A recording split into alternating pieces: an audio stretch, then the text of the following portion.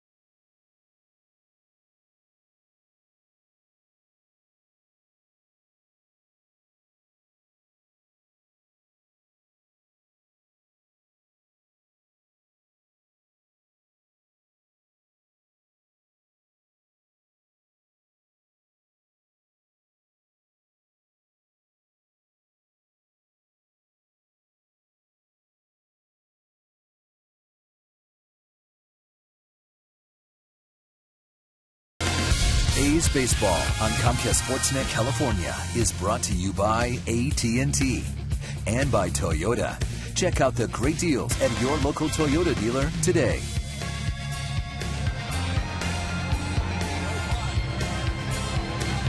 Well, the meeting at home plate is just wrapping up as A's moments ago taking the field with some of the youngsters. And it is Little League Day today.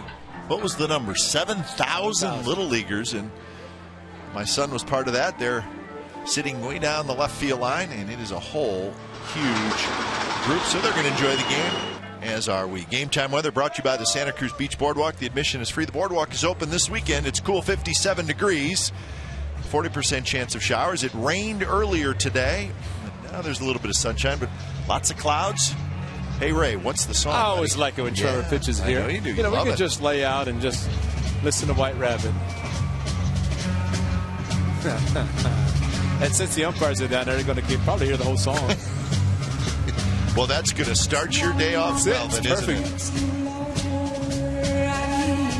All right, let's take a look at the lineup that Trevor Cahill will face today for the Chicago White Sox. Juan Pierre in left, Alexi Ramirez at short. Adam Dunn will play first base today, and Paul Konerko will be the designated hitter. Carlos Quinton, right? A.J. Brzezinski in center. Alex Rios, Omar Vizquel, Gordon Beckham, the bottom three, and that is the White Sox lineup. There it is. And if you go chasing rabbits, and you know you're going to fall, tell them all who come smoking. There are the numbers for Trevor Cahill as we listen to his song White Rabbit. But Trevor, his last start against the White Sox on the 12th of April. He was horrible. He was absolutely horrible. He gave up 4 runs, 4 2/3 innings. Since then, he has given up hardly anything just because he was a little concerned about signing a long-term contract. I think it's out of his head now because he has been pitching great ever since. Here's the A's defensively this afternoon behind Trevor Cahill. Willingham, Crispin Jackson, the outfield. LaRoche, Pennington, Ellis Barton on the infield. Landon Powell will do the catching today. Kurt Suzuki is going to be the designated hitter. There's your defense for Cahill. Trevor has finished up his warm-up tosses, and Juan Pierre steps in. So, rubber game of the series. The White Sox won on Friday night 4-3. The A's won yesterday 6-2 behind Tyson Ross. So today, Cahill will try to win the series for the Athletics. First pitch of the ballgame to Juan Pierre is in for a strike. So we're underway. 1:08 local First time. pitch, 1:08. Pierre, Ramirez, and Dunn for the White Sox here in the first. Well, back-to-back two-seam fastballs inside the left-hander, and Pierre sees the ball coming at him. He buckles the knees and called strikes. Can't do it 3 in a row sometimes, and that's what happened. He starts looking, and big league hitters are pretty smart about it. Get the Dodge Charger keys to the game. Of course, win the series, and of course, then bring on the Angels. They'll be here tomorrow night for a short 2-game series for Cahill. 7-0. Will that happen today? And you cannot let Mark Buehrle get in a groove, because if he does, he is very good. Mark Buehrle, typically at the Coliseum, does not pitch well, but I'm sure every time he comes out here, it thinks it's going to be different. Here's Alexi Ramirez. The bunt attempt way up and in, and how Ramirez got out of the way, I do not know. Watch where this pitch is. Well, you square around the bunt, and he was actually going to push the ball to the right side, and as he started to push it, that's when the fastball came up and in, and if he had stayed in the batter's box, he would have gotten drilled. But he did get out of the way. And Ramirez, of course, hit a home run against Trevor Cahill in Chicago. That was a 3-run home run, and Trevor gave up 4 runs in the game.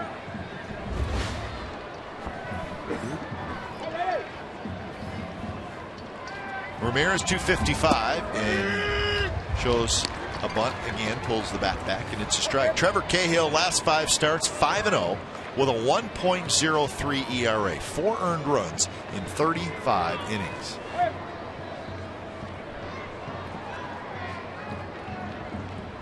Juan Pierre takes off and balls rolled foul. Hanging curveball to Alex Ramirez. That was the 3-run home run. He also won the game with a walk-off against Bobby Kramer. So good night for Alexi Ramirez. Right now, threat of Pierre running at first base. He did take off, but the pitch was in the strike zone, so Ramirez swung at him.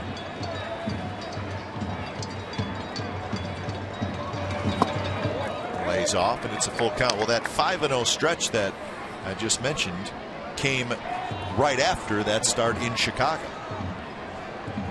Cahill has beaten the Tigers, the Mariners, the Rangers, the Indians, and the Rangers again. Pierre runs, and the pitch is hit to left field. Willingham's going back. Warning track, wall, and he's got just enough room, and Juan Pierre has to hustle back to first. So Ramirez just missed it. Boy, did he ever. I don't think he hit it that well. He Towards the end a little bit. Because he's pretty good power.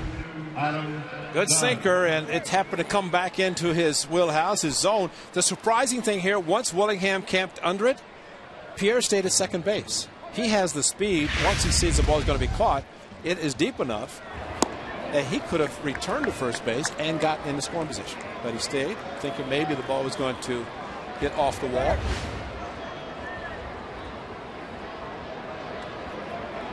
Couple of doubles for Adam Dunn in the series, and he takes a little bit low, 2-0. Overall, 216, 4 homers, 16 runs batted in for Adam Dunn. Both of those doubles came in yesterday's game. Hit one down the right field line, and then he hit one off the wall to the left center, and Juan Pierre is gone. Yep. But just watching Trevor Cahill, we have seen the quick feet of Dactyl, the way he is able to watch guys, kind of freeze them, and then the quick footwork, and he froze Juan Pierre with a big lead, and Pierre just could not even, didn't even get back to the bag, started crawling back. He was heading towards second base, and a quick throw. Derek Barton just had to find him because he was picked off to so much. What a great weapon. So many weapons that Cahill has to try to win ball games.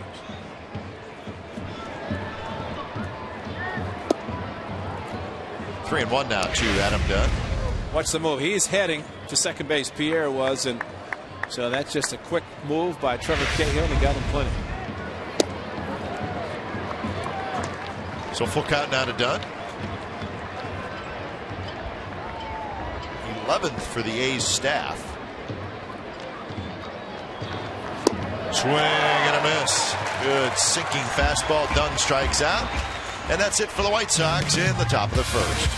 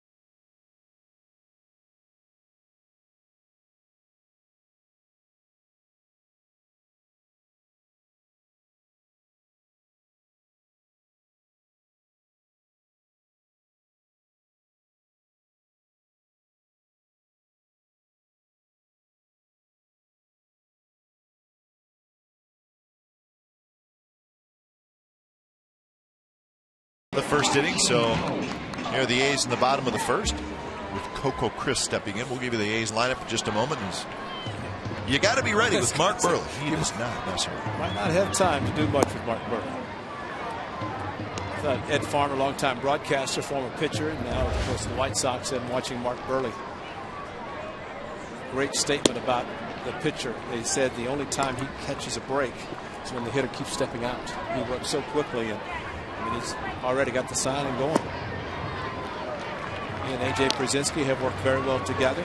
Castro and the other catcher, they also work together, and I don't think it really matters with Mark Buehrle who's behind the plate. No. He's just going to go with his catcher, say that's your responsibility. You tell me what to throw, where to throw it, I'm going to do it. And we're not, listen, it's a fastball, slider, and a change, right? I mean, he's not tricking people. No. And more likely, like a 3-2 right now, he may take a little bit off his fastball, turn it over a little bit. He's very rarely going to walk guys.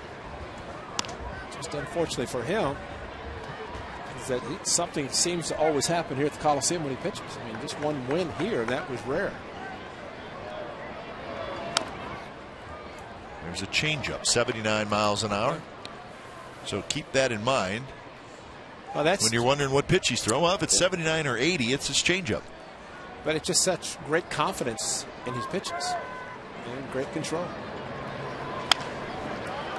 Ramirez in the hole, straightens up and throws out Coco Crisp. So that's out number one. Let's look at the A's lineup for this afternoon. You saw Coco, and then it's Barton, Jackson, Willingham, Suzuki, who's the DH, Andy LaRoche, Mark Ellis, Landon Pop, Cliff Pennington. Well, Mark Buehrle last year on the 23rd of July beat the A's here at the Coliseum for the first time, then lost on the 21st of September. But Mark Buehrle, a 2-3 record, 4.05 earned run average. But there's one of those in there, no decision. We mentioned on the April 11th that he should have gotten a win, or at least could have had he taken the ninth. Buehrle is in his 11th year in the big leagues. He has a career record of 150 and 113, but just 1-7 here at the Coliseum. So well over 500 in his career as a pitcher. But reading, I guess he's from the St. Louis area, and talked about if he had a chance, he'd love to play for the Cardinals before he retires. It's, I guess you could say, reverse tampering in a sense. Yeah, sure. Teams can't talk about a player and like to have him in the ball club, but guys grow up in an area, certain areas, and if there's a team there, no doubt they'd like to play in the home area. Well, he may get a chance. He is a free agent, which is very interesting. And at his age, 32, he's got some years left. So he will be a free agent at the end of the year. Will the White Sox keep him? Derek Barton drops a single into center field. That's a great at bat for Derek. Change up that he got from Mark Buehrle, 79 miles per hour. White Sox defense: Pierre, Rios, Quinton in the outfield, Distel, Ramirez, Beckham, and Dunn is his second game playing first base this year. Adam Dunn and A.J. Brzezinski after getting an off day yesterday. But Adam Dunn obviously knows a little bit about first base with his time in the National League.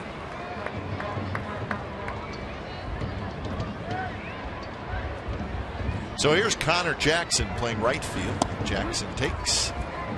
There's the fastball, 86. He just turned it over a little bit, a little sinker. The height of it. That's, I mean, you have an umpire, Hunter Wendelstedt, the veteran, called that a strike, which for both pitchers today, if that's the strike zone that he's establishing, it's going to help both Cahill and Buehrle remarkably. And the White Sox notes, some very interesting tidbits on Mark Buehrle.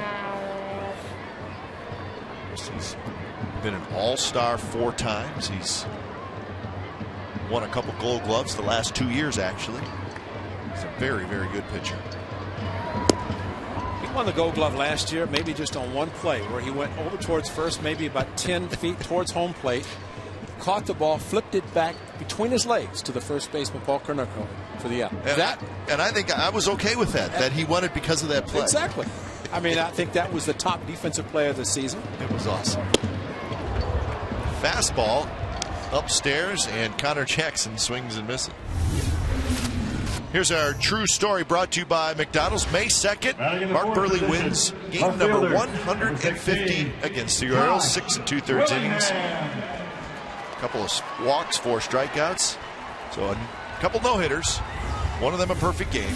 150 wins, and he was drafted in the 38th round in 1998. get up to that 38th round, I'm not saying you're an afterthought, but I mean, there's a little dart throwing going on in the draft room when you get to the 38th round, right? I mean, well, it's called how hard does he throw? Exactly. You know, we could talk to the A's as they approach the June draft coming up, 1st of June. But one of the things, radar gun, how hard does he throw? And you see some guys that really don't break the radar gun, that maybe they're drafted later. In the case of Buehrle, think of Tim Hudson, whose size maybe prevented him from being drafted high. I think there's a lot to be seen in the midsection, how they are, how they pitch, and we saw Tim Hudson for a long time. Well, how about this one too? They don't go on the disabled list. That's right.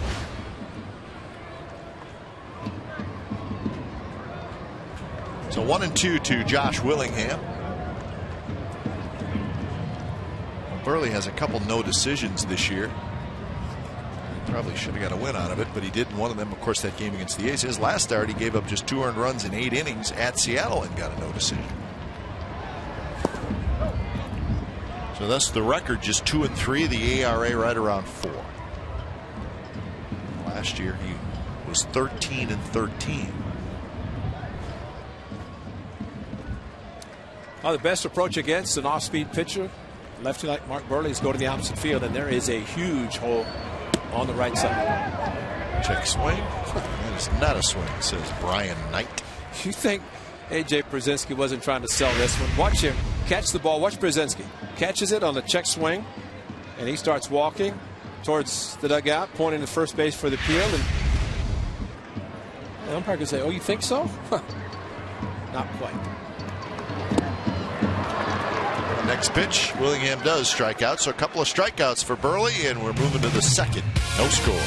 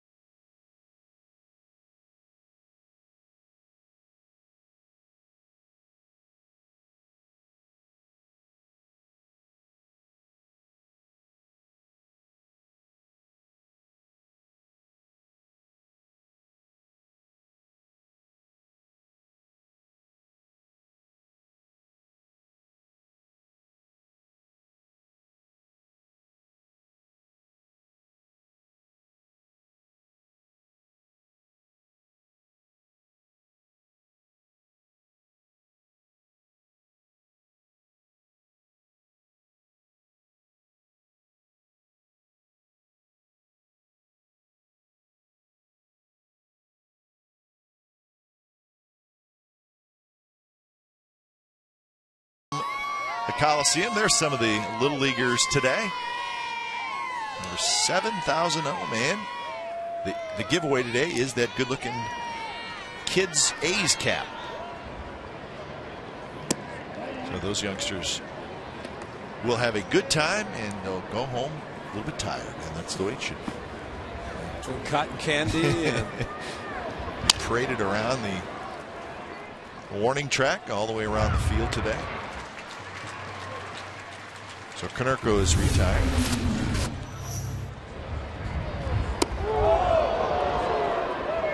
This is the first inning. All is happening. Ramirez thinking about Bonnie. He got pitched close and capped it with a very good two-seam fastball. Big Adam Dunn on a 3-2 count. There's no doubt when this game is over, it's Adam Dunn playing first base today with Paul Konerko, the DH. He just grounded out to second. It's the kind of day when you go home and you go, what the heck happened today? Yeah, guys throwing 78, 79, 85, no contact. If you do make contact, it's thud. Into the bat, jam job. So when you were a player, would you rather strike out against Nolan Ryan as opposed to striking out against somebody who's throwing Fritz Peterson? I could tell you right now. Good old Fritz Peterson, the old lefty. Yeah. He softballed you to death. Well, and facing him in New York, the old Yankee Stadium, which, you know, you had the short left field fence just like you do in right field. And you go up there thinking, all right, I'm just going to wait and wait. And all of a sudden, he features that two-seamer outside, and you fly out to center field. You got no chance. You just go and throw your bat and helmet. 2 outs for Trevor Cahill. Check this out. These are the pitch grips for Trevor Cahill. Take a look at where he places those fingers. And it's all about the seams, right? It's all grabbing a seam. The two-seam fastball, the four-seam. Of course, you four-seam. You take all four seams and the knuckle curve. See how the index finger is kind of bent a little bit. That's been the signature pitch there. And then the change-up, the circle change-up, where you have the thumb and index finger forming a circle, the other 3 fingers over the baseball. You throw it hard, but because of the grip, it comes out of your hand much slower. But certainly the curve is the pitch that he's added. And you look at where the middle finger is, Ray. It's right on that seam, and that kind of helps you pull down a little bit, right there. That is a seam, and boy, you have that, and you can just snap it. Yeah. You know, and you know it's been a tremendous pitch for him. I talked to Hawk Harrelson, and I told him the difference in Trevor Cahill. Of course, Hawk, a great power hitter in his playing days, and talked about the two-seamer inside. He said, you know, I gave up 27 home runs 2 years ago. And Hawk said, if you're 21 and you give up 27 home runs, you're going to have a great career. Yeah. You know, be just 21 and give up the home runs. And obviously he has learned a lot about his pitching and not giving up as many. Brzezinski hits it hard but foul. So 2-2 to the White Sox catcher. There's the Hawk, Ken Hawk Harrelson, the first ever player to wear batting gloves. He started in 1967 with the Kansas City Athletics. The Hawk working with Wimpy today. Is that a twosome or what? You want to laugh? Go in that booth over there. 3-down inning for Trevor Cahill. Bottom of the second coming up.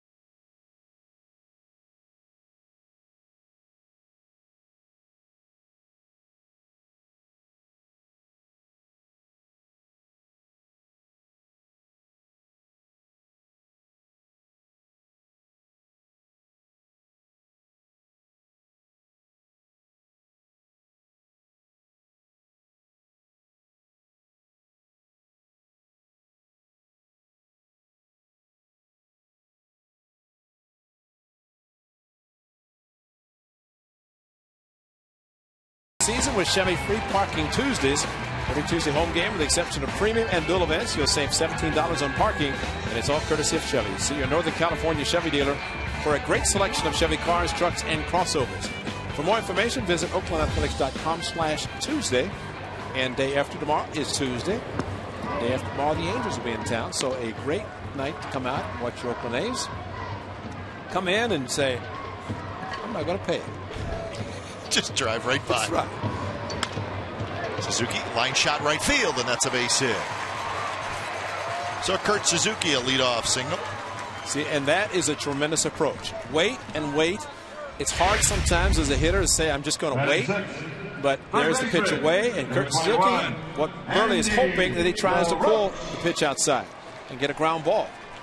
But Zook lifted the leg, kept the bat back, inside out, stayed back inside the ball, and that is a very, very good swing to right field. First pitch to Andy LaRoche is inside. Think of Adam Dunn, of course, primarily the DH. Paul Konerko, very good at first base. But in the case of today, there's one true left-hander in the lineup for the Athletics, Derek Barton. The rest are right switch hitters. They'll always be batting right-handed. But Ozzie Guillen has to figure that with Burley pitching, majority of the balls will be hit on the ground to the left side. That's why when you have a ground ball pitcher, you want, in the case of a left-hander, you want solid defense on the left side. Ground ball pitcher, you just want good defenders regardless. But interleague play is starting pretty soon, which means that Adam Dunn will give the place him first. It's going to be hard, I'm sure, for Ozzie, just like for Bob Guerin. Anybody that has a DH, Matsui for the A's, Adam Dunn for the White Sox. How are you going to play those guys, especially Konerko does so well at first.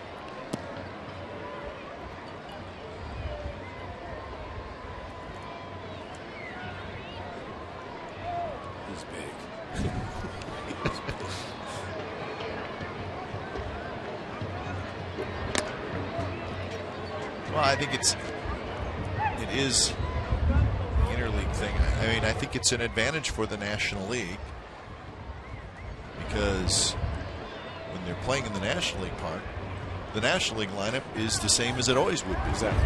Whereas an American League team is taking out, well, in some cases, their best hitter. Exactly. But when you go to the American League part, the National League's like, great, we'll get to add a hitter to our lineup. I mean, that's, you know.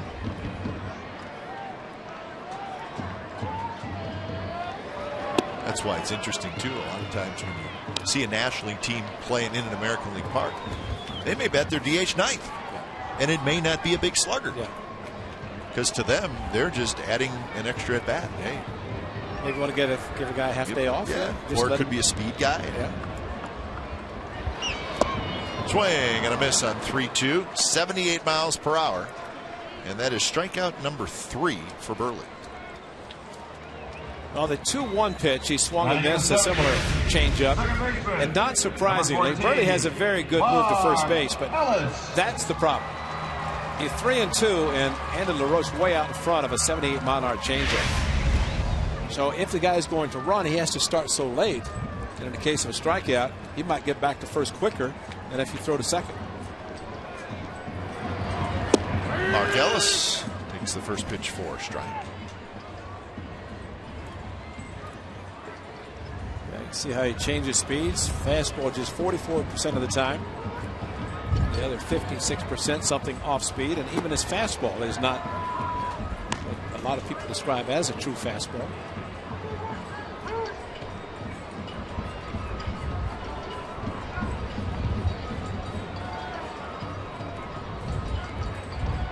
Suzuki inches off. Burley goes that way.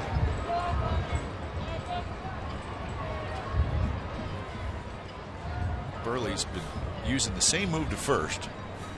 Well, this is his 11th year, and he's been using the same move for 11 years. What was the last year? Joe West got 2 balks on him. Same game. Yeah. I mean, this is exactly. Yeah.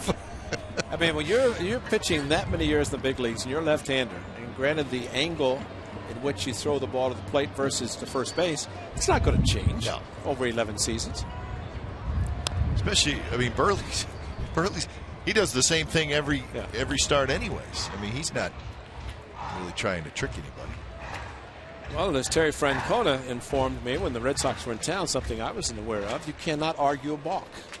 And last year when Ozzie went out to argue, he got ejected as well. That's right. When Burley was ejected. Got thrown out.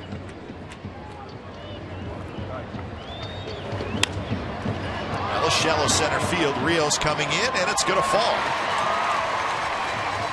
So Mark Ellis has a base hit. 2 on, 1 out for the A's. Well, you needed that. Don't care how hard the ball was hit. You need it.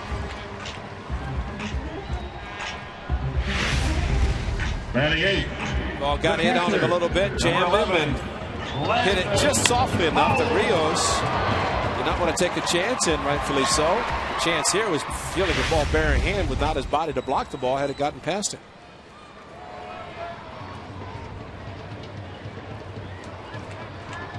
So here's Landon Powell swinging around to hit from the right side. First pitch to Powell is a strike.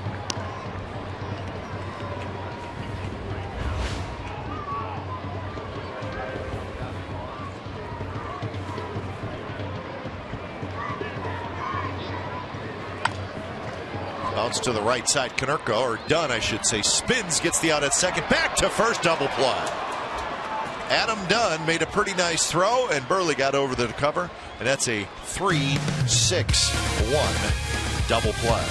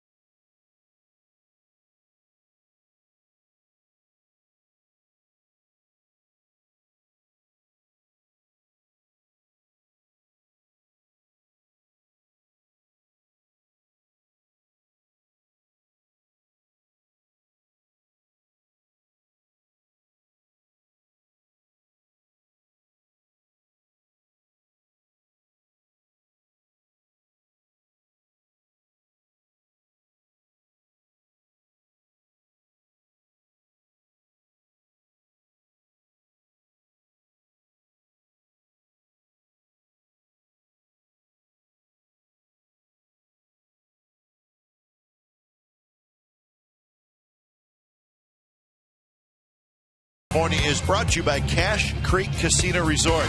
Cache Creek's Heat Wave giveaway. Win cash, prizes, match play, and more every day. Visit CacheCreek.com for details.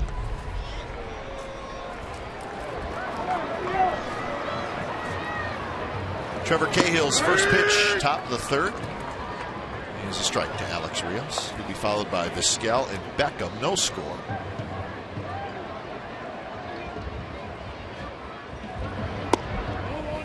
Rangers leading the Angels 4-2. Bottom of the 5th inning in Arlington. That's the rubber game of that series. Beltre, a 3-run homer. Chris Davis, a solo homer. Rios is retired. Well, I just mentioned about Adam Dunn playing first base. A lot of balls hit the left side. Landon Powell hits one to big Adam Dunn. A good throw to Ramirez, and the pitcher, the Gold Glover, Mark Burley, back to cover first base with Landon Powell thrown out by a couple of steps. So nicely done by Adam Dunn.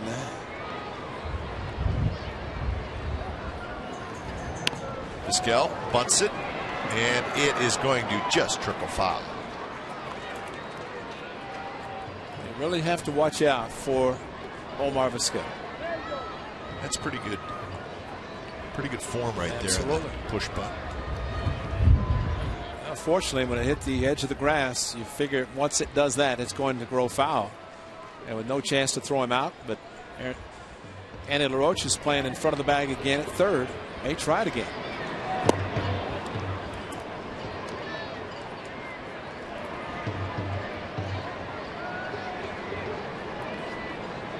Vizquel hitting .324. He's got another hit. So Omar Vizquel with a base hit. He was in the lineup on Friday night, and he had a couple of hits. Running in the ninth position. On the breaking ball, Number 15. and off-speed changeup, at least off-speed, stayed at inside part of the plate, and that's dangerous for Omar with his bat control. Second hit for the White Sox. Here's Gordon Beckham. The pitching matchup in that Angels-Rangers game is C.J. Wilson and Irvin Santana.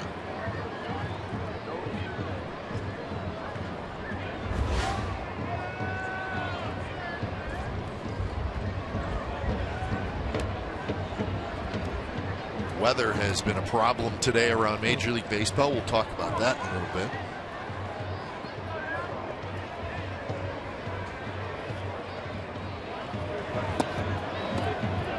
Two and 0 now to Gordon Beckham. Beckham 1 for 5 in the series.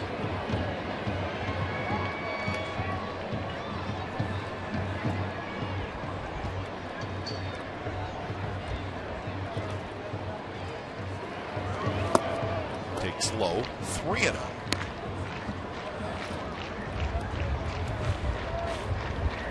Juan Pierre, the leadoff man, is in the on-deck circle.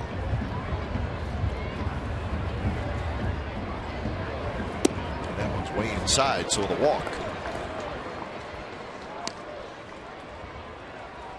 So a rally for the White Sox here, top of the third.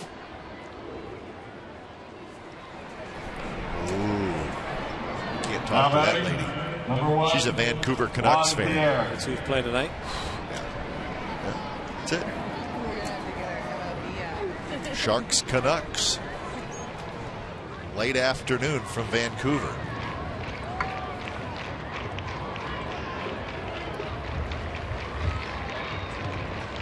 See game 1 on Versus Sharks Canucks tonight. 5 o'clock. That is right when the game's over. Switch over to Comcast Sportsnet California for Sharks Playoff Central.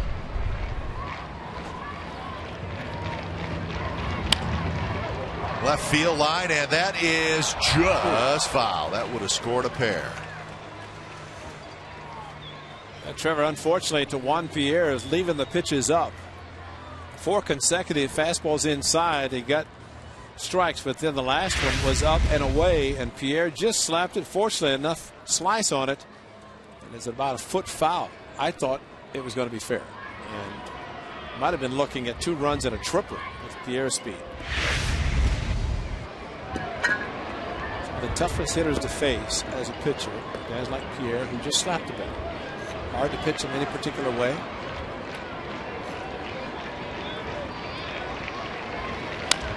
Here, chopper. Ellis charges, throws to first. Now back to second, and they're going to have Beckham in a rundown. And still in a rundown, and they get him, and Vizquel is stopped between third and home.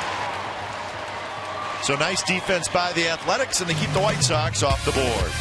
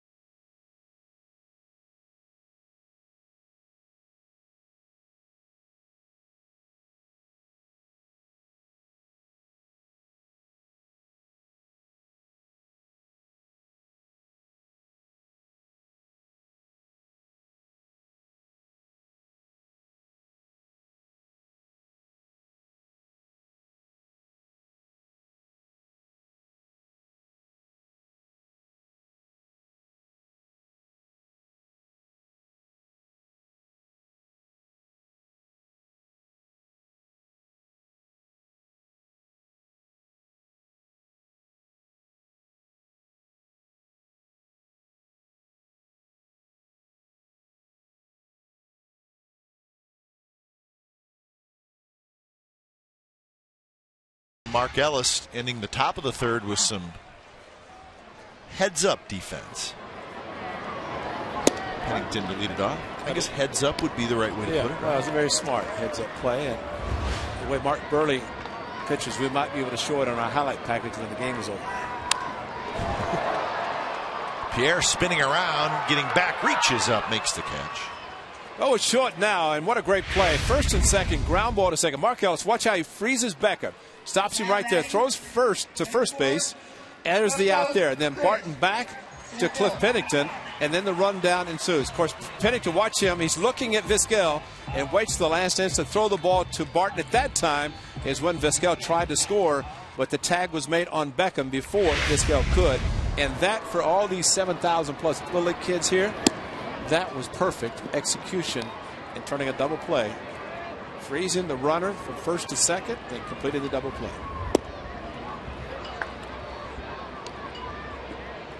Panic usually sets in when the second baseman gets the ball and maybe throws it to first too quickly. You have to stop the runner. Mark Ellis, one of the best in everything he does around the bag at second base. And that was perfect. And a 4-pitch walk to Coco Crisp. Here's our Ford right choice. On this date, 1941, Joe DiMaggio begins his 56-game hitting streak with a base hit against White Sox pitcher Edgar Smith. It says DiMaggio collected at least one hit in every game until July 17th, when his unrivaled accomplishment, which captured the attention of the nation, is stopped in Cleveland. And it was Kenny Keltner. Made a couple of great plays at third that stopped the hitting streak. So May 15th until July 17th. That was when that terrific accomplishment happened in 1941. 56-game hitting streak. So that 408, 15 home runs, 55 runs batted in that 56-game hitting streak. I still love the comment. You know, if he'd have gotten his 57th, Heinz Ketchup was going to give him $5,000 to endorse Heinz 57 Ketchup. Which is a lot of money. Oh, yeah. Probably much of his salary. Mr. Coffee moved in later on. Right. Coco takes off, pitches high, and the throw is just a bit late. Coco Crisp with a stolen base. And Coco did what you have to do against Mark Burley. He has such a very good move to first and a quick move to the plate. You go on first move. And in this case, he went on first move. The pitch came to the plate. It was high. Pretty good pitch to the throw by Pierzynski. But because of the jump by Coco Crisp, got in safely and try to get a runner in scoring position any way you can.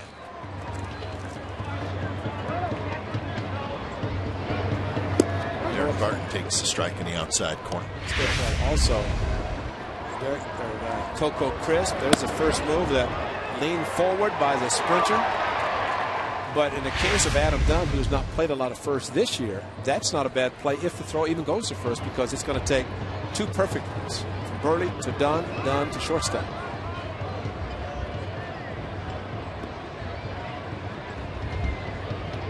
Derek Barton, a base hit in the first inning.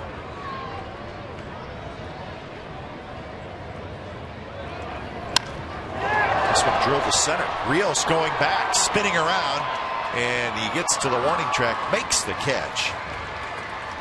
Crisp tags up, goes to third, but that's out number 2. So Barton, a well-struck ball. Flags are not blowing in favor of the hitters today. You get a ball out. First of all, you're having to provide your own power. And Rios, a very accomplished center fielder, played it perfectly. Backpedaling. Coco, once he saw the ball was going to be caught, he's thinking about, well, he's going to catch it, so I'm going to tag, get to third base, where a mistake or an attempted steal of home might. Would he try twice in the same series? Sure he would. Burley might pitch out of the windup just to test it. Just to say, okay, you going to do it? I think he's going to. But he's too quick. He is very quick, as a matter of fact, and he will pay attention to Coco at third. Vizquel again at third base, as was the case on Friday night when Coco attempted it with Thornton, the pitcher. Tried to steal home.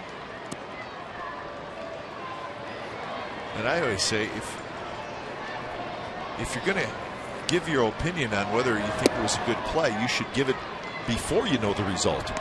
That was a big, everybody's like, it's a terrible play. Yeah. Well, yeah, but you know the outcome, Sure. so of course you're going to say it's terrible. Well, I think it's more shock than anything because it's so rarely attempted. You know what I'm saying? Yeah, well, I agree. I agree. Well, yeah, if it works, it's a good play, but it didn't. Well, yeah, that's really going out on a limb, right? I mean, gee. Of course it was a bad play. It didn't work, but what did you know? Well, Coco at least attempted it, and this was the stutter step right there. See how he came to a set? If once he took off, and we could run that back again, just show the stop. This is an attempt to go around the diving Pierzynski at the play. He made an excellent play in tagging Coco. But as he's coming down the line, when he started, stopped, and then started again, that was kind of the real problem. Trying to get his momentum going back again towards the plate. The point is he made a pretty good effort, and he came up about 6 inches short.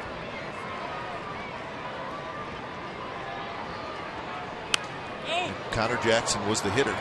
This is not an A's team that's scoring runs by the bunches, and sometimes they need to take Watch him coming down the line. Right here, right here. If he That's keeps the one. going, there's Yep. where he stopped, and now he starts again. So essentially, he came down the line. When he stopped, you can imagine coming to a set position and having to take off again instead of at least a walk towards the plate and a continuation. Fastball outside corner, strike 3 called. So 4 strikeouts for Burley. The A's strand a pair in the third.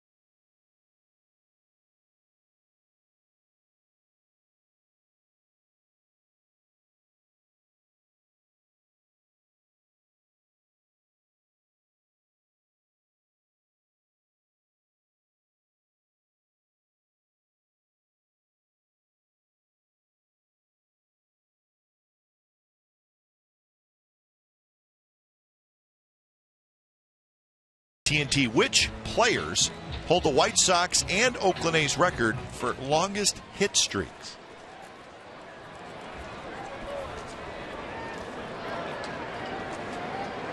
Top of the 4th inning from the Overstock.com Coliseum.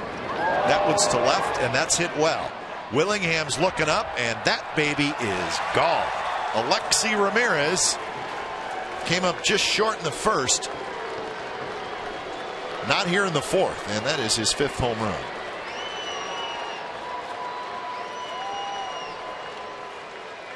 So the White Sox grab a 1-0 lead. Well, it's 81 miles an hour, and it's 81 mile an hour slider that hung. Of course, the hanging curveball that he hit off Cahill back in early April. That's a line shot. Getting back there is right fielder Connor Jackson, and he's got to get back there in a hurry, and he makes the catch.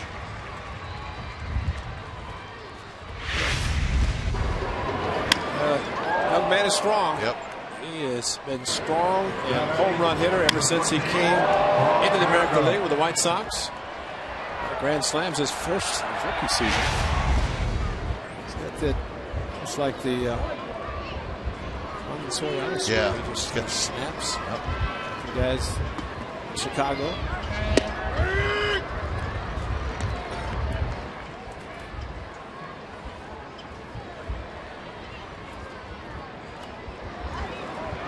Paul Konerko grounded out to second in the second inning. It's only the 4th home run Trevor's given up. Moreland got him in Texas. And of course, Ramirez, 2 of the 4 been by Ramirez.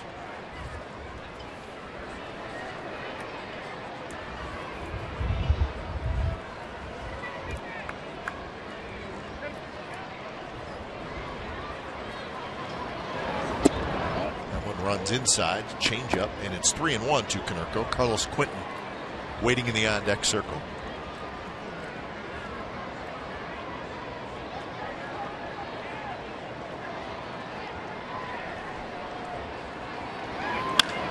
And that's a shot to left field on a base hit. So Konerko got in the hitter's count, and he got a pitch he liked, so he has a base hit. 4 hits now against Cahill. Well, the difference of the pitch, actually the 2 pitches have been hit very hard that have been hits. Dunn's was hit hard. The location, those pitches are up.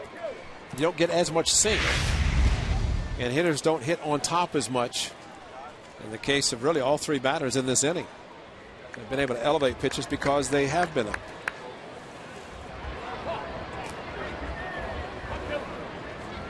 So here's Quentin.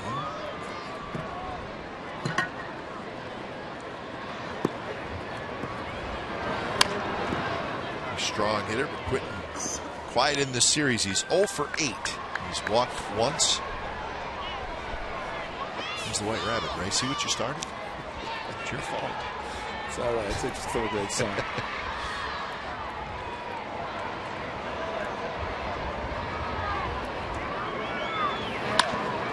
Bounced in the hole, and Pennington dives, cannot get it. So another hit. Well, we always like to talk about pitchers who are contact pitchers. They pitch to contact, and when that happens, there is a case of Cliff Pennington shading towards second base, looking for double play ground ball. Ball is just to his right, could not reach it. Normal positioning, it's a 6-4-3 double play, but middle infielders have to play closer to second base, otherwise they wouldn't get to the bag, be able to turn a double play. Contact is made. There are times the ball is going to find its way through the infield. Brzezinski waves at a pitch.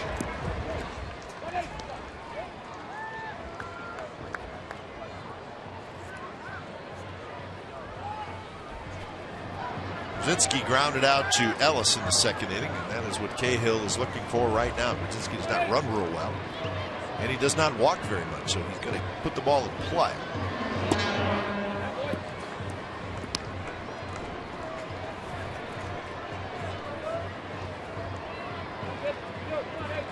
Konerko at second, Quentin at first. Konerko does not have a lot of speed at second base. Hit hard to Pennington. He's got it to Ellis for 1, and that is a double play. So Cahill gets what he needs. A run on the Ramirez home run. So 1-0 White Sox after 3.5.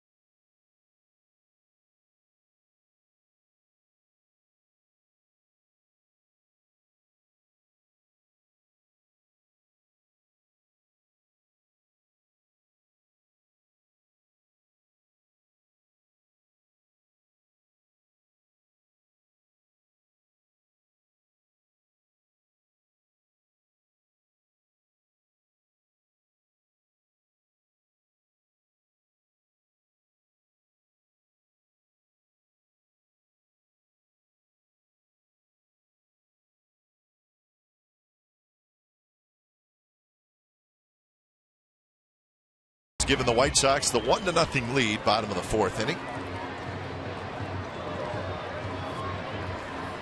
So the sun is starting to peek through the clouds, which is nice, and it's actually a pretty comfortable day after rain this morning.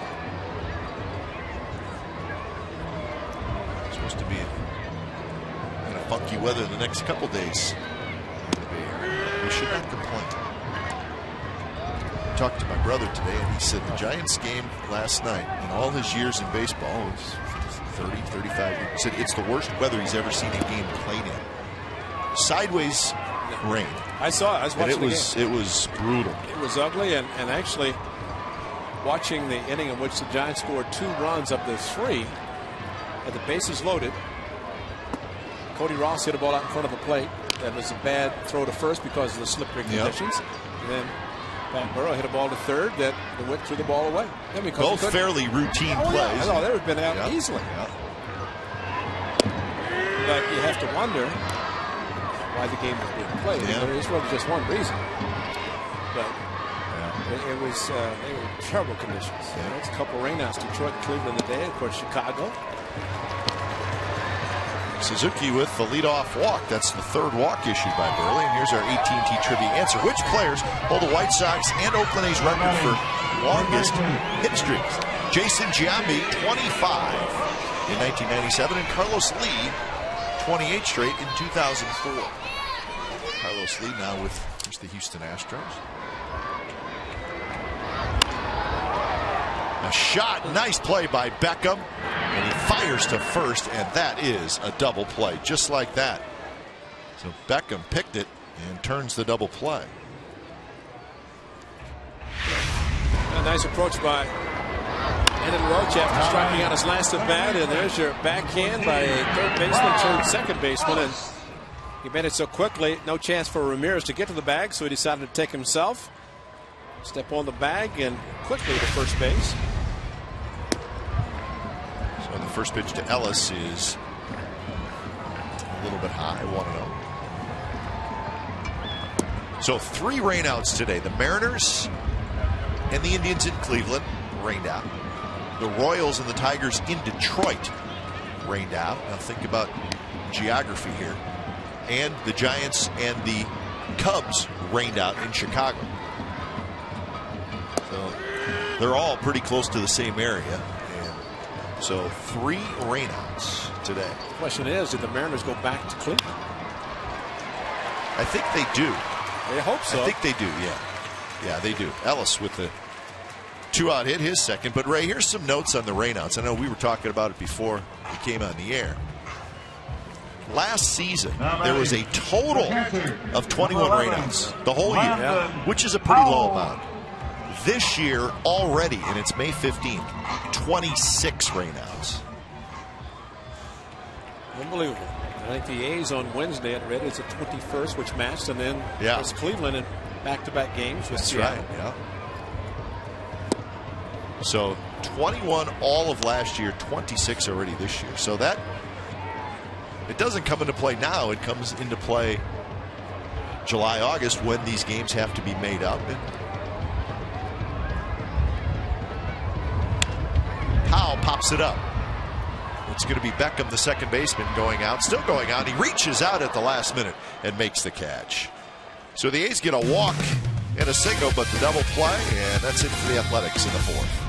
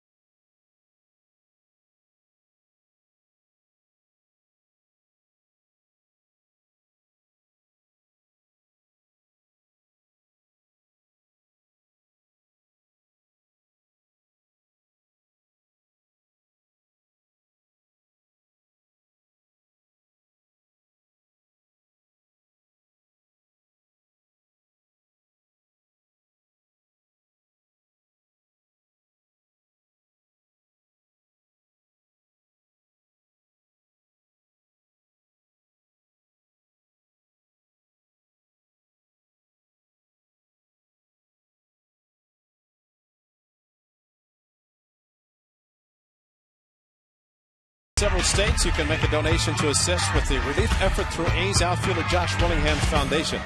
Donations are tax deductible, and 100% of the funds will benefit the victims in the area. For more information, visit www.thejoshwillinghamfoundation.org.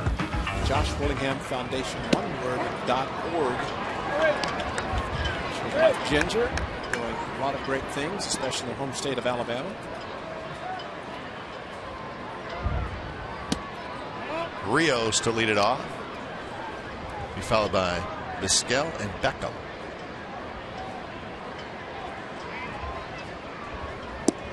Good curveball, swing and a miss. The Angels have tied it up in Arlington. It's 4-4.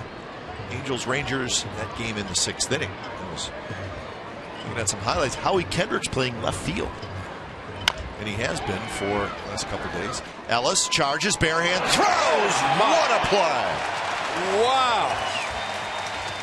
Sensational play by Mark Ellis. And if you've ever wondered about a Gold Glove, how about just on that play? We talk about Mark Buehrle.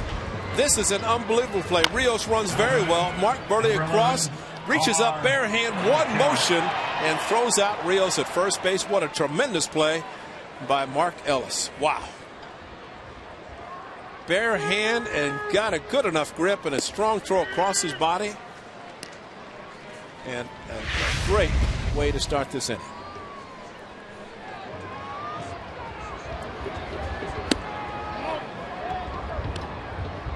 Alex Rios has been jawing with some fans right next to the dugout. He did it as he was running back toward the dugout after the out as Vizquel singles again, and he has continued to yell at these guys.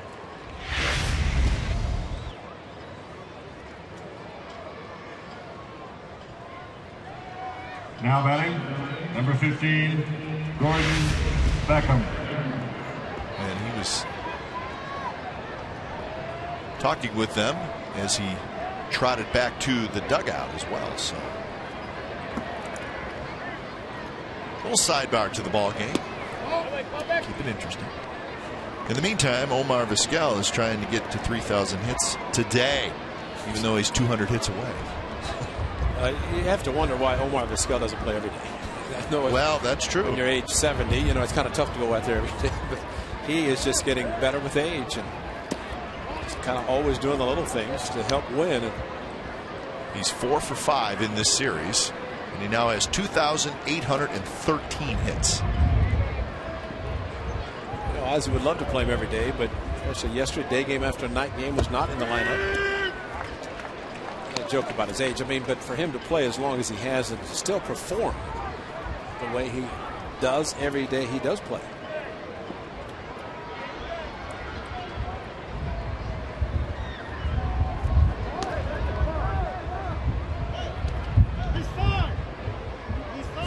In Seattle, and of course the play that Omar made.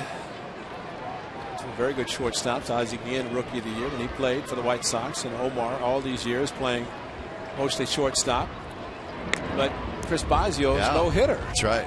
On the turf at Kingdome, final out of the game, Omar charged, caught the ball barehanded, threw him out. I mean, you have to figure if he's going to barehand the ball and he's not successful, it's got to be a base hit. So you end up no hitter on that. And a hit and run perfectly executed. Vizquel's going to go to third. Pennington went over to cover, and the ball was just chopped right through the left side.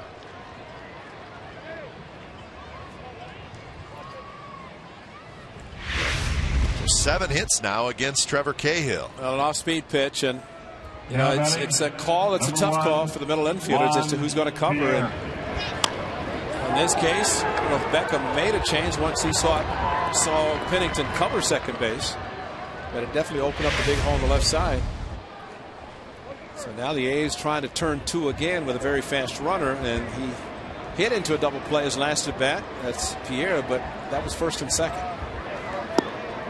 Shows bunt, pulls the bat back. Talking about that play Vizquel made, the stuff we're talking about, where, well, if you don't make it, it's a.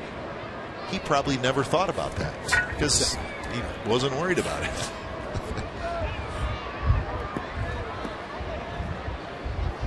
Roach in on the grass. And that one's bounced to Ellis. He spins out at second. Pennington to first. And they got him. Barton kept his foot on the bag. Unbelievable. White Sox do not score.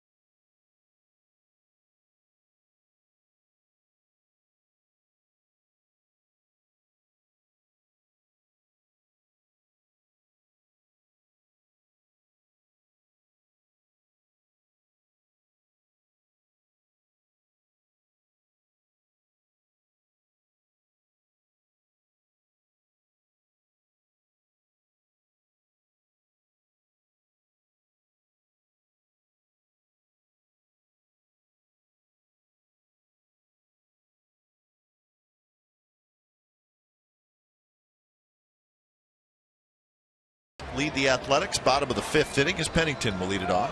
If there's ever an inning to score based on the defense in the top half of the inning, this is it. Yep. 3 ground ball outs and 2 unbelievable plays to accomplish it. Pennington hit a fly ball to left field his first at bat. He takes a strike.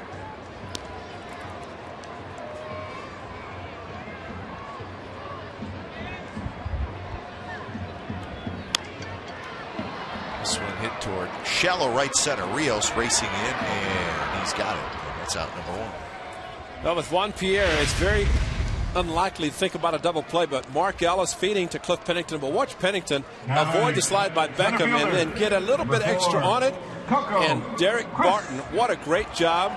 He should be a wide receiver. Kept the left foot on the bag. Mark Ellis, always a very good feed to Cliff Pennington, and Derek Barton just stretching out to his right, keeping the foot on the bag. Juan Pierre back. He's near the wall. He leaps, and we are tied. Coco Crisp with a home run.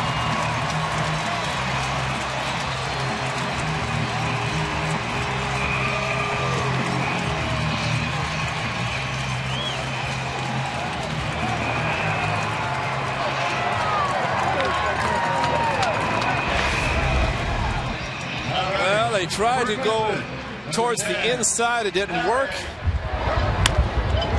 Clay Buchholz on the 20th of April. This one a high drive, and Juan Pierre thought he might be able to leap and catch it. He could not. Coco first pitch hitting and ties it that quickly. 3rd against Mark Buehrle. So the A's do get some offense after tremendous defense at the top of the inning.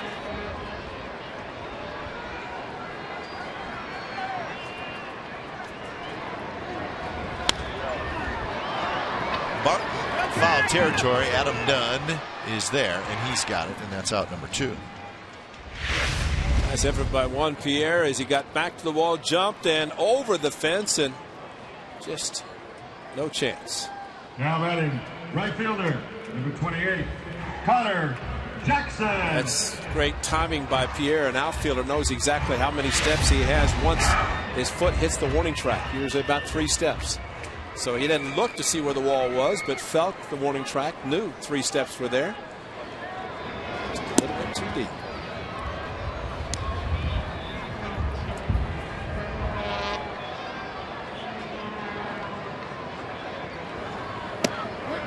Connor Jackson takes a strike. Jackson with a strikeout in the first, and then he walked in the third.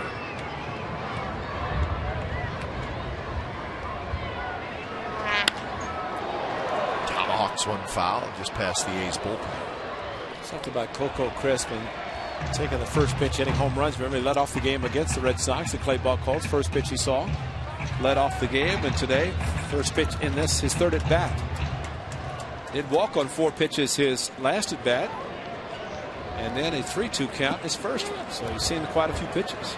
Connor Jackson, he goes around, so that will do it for the A's. But Coco Crisp, his second home run of the year, and we are all tied at 1 after 5.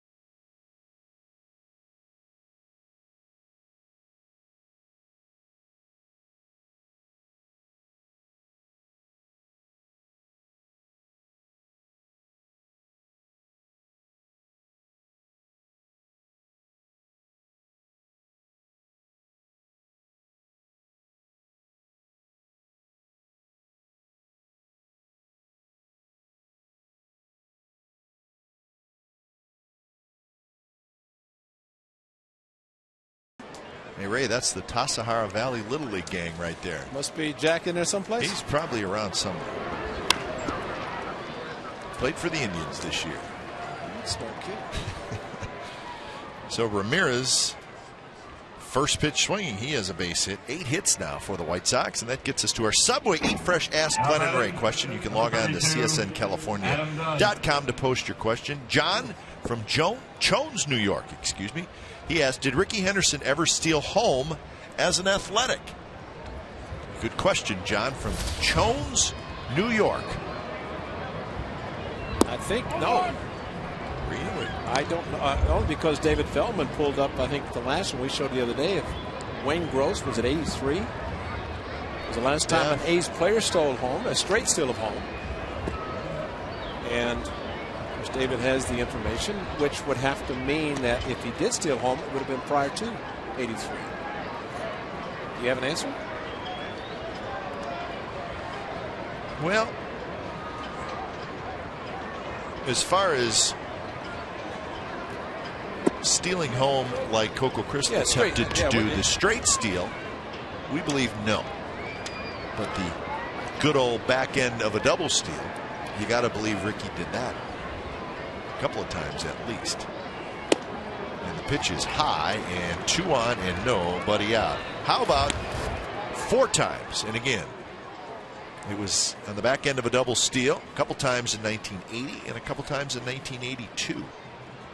Now batting, number 14, Paul Konerko. So there you go.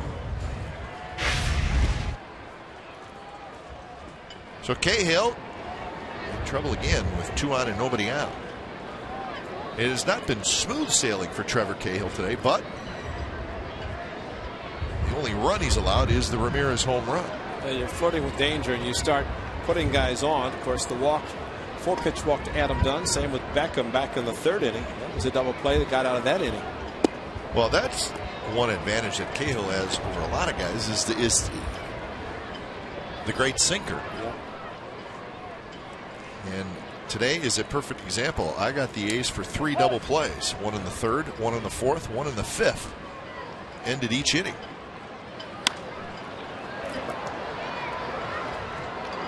In fact, they've got Juan Pierre twice. I was going to say, when you do that, man, that in itself is quite an accomplishment. You probably got to give the middle infielder some credit there.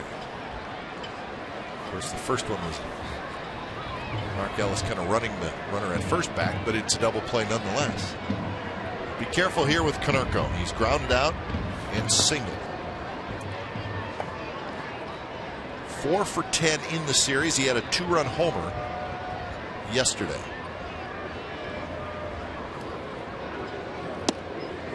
Floats inside, 2-1. See the changeup.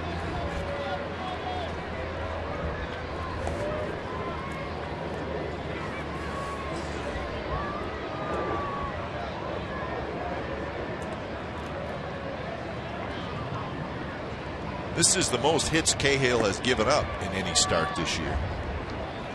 The most before today was 7. Did that twice.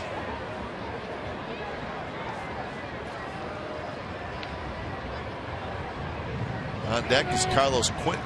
This is the most time, of course, a runner at second. A catcher goes through multiple signs, but rare that pitcher catcher, in this case Cahill and Powell, can't get on the same page. So wisely, Powell goes out and they talk about it. Walked out and he said, "Give me the pitch to get a ground ball double play." Another one.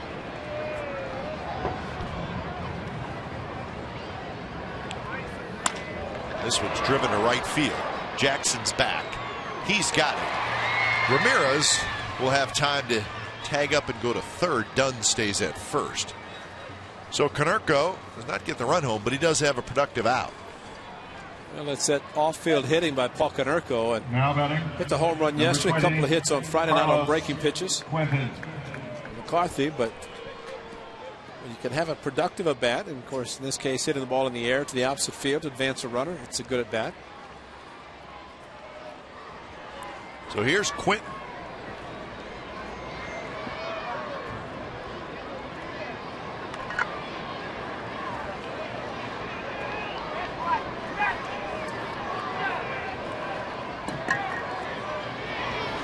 Swing and a miss. Changeup. Quentin has grounded into a double play 3 times this year. Good time to throw this pitch, and even better to get a ground ball to the left side. But one thing that Cahill is looking for is a ground ball. Way outside. We talked about the 3 double plays today. 6 double plays by the Athletics in this series. 7 would be Your family likes me. a good thing.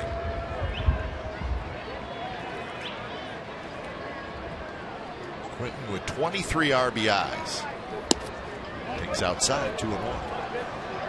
Well, for Quentin, who likes to pull the ball, you see his stance where he is open, extreme open, trying to get him to roll over and pitch outside. He had a pitch inside for a solid base hit his last at bat, which was down and in.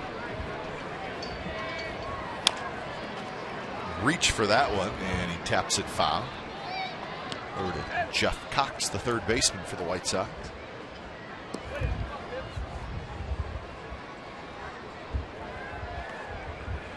Rangers and Angels still tied 4-4, bottom of the 7th inning.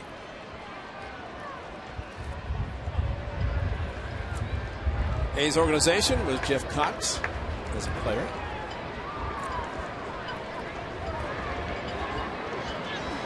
Two pitch, pretty good take by Quentin. David Feldman, just a little nugget to Dallaire, passed it on, said that Jeff Cox stole home when with the A's in '82. I don't remember that, do you? No. I'm still trying to think about what happened yesterday, let alone 1982.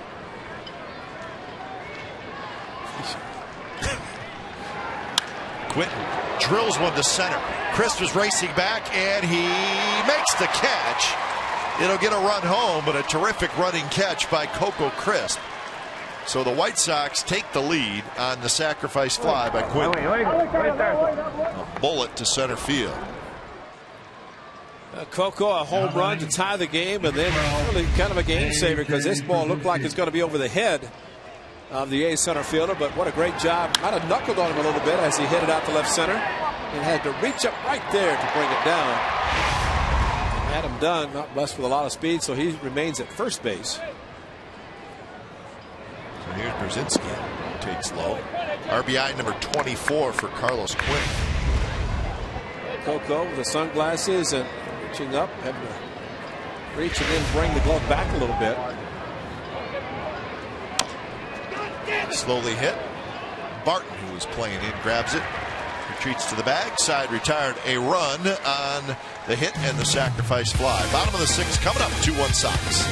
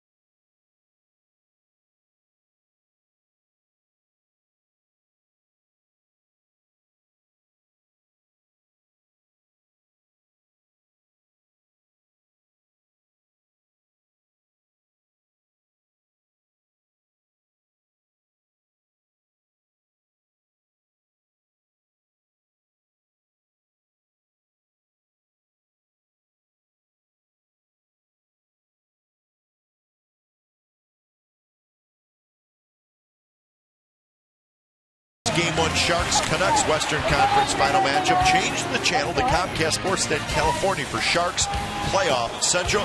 The only place to see Randy Hahn and Drew Ramenda. Exclusive analysis, reactions, and highlights immediately following Sharks hockey. That game will be on Versus tonight.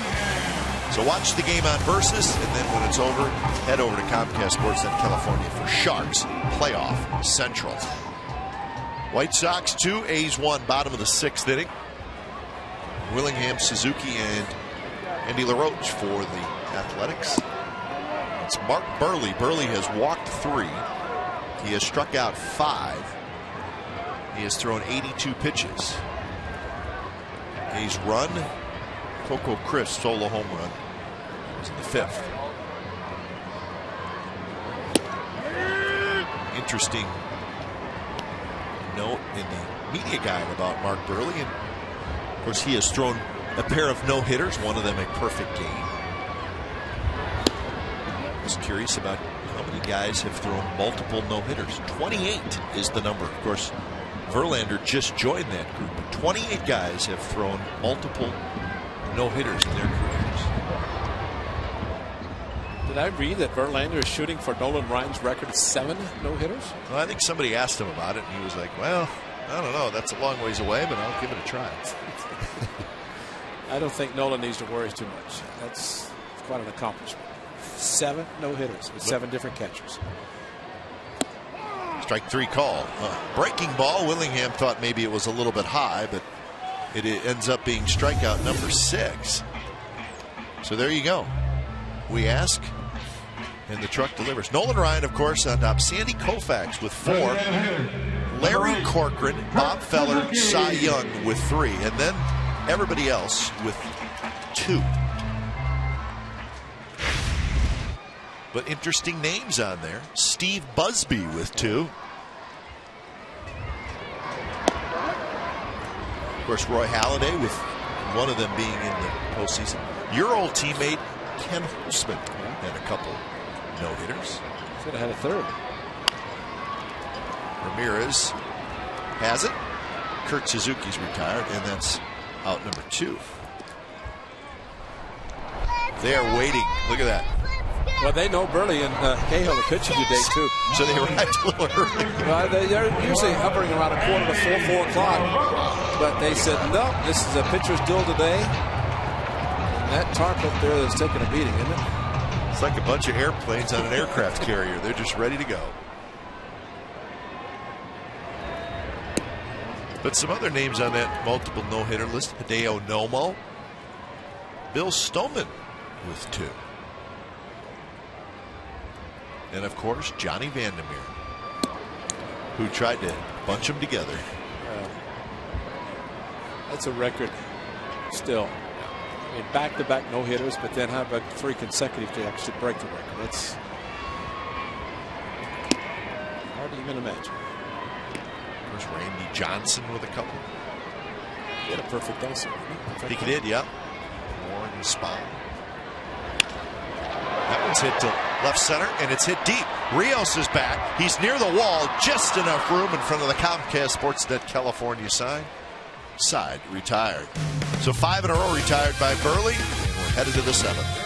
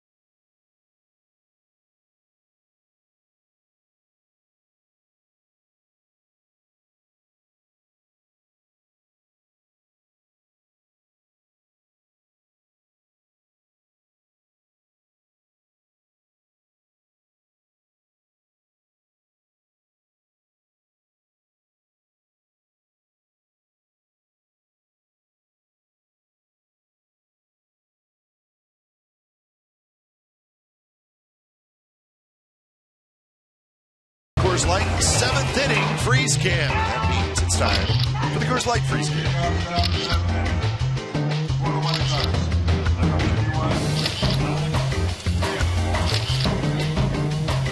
Coors Light freeze cam brought to you by Frost Brewed Coors Light, the world's most refreshing beer.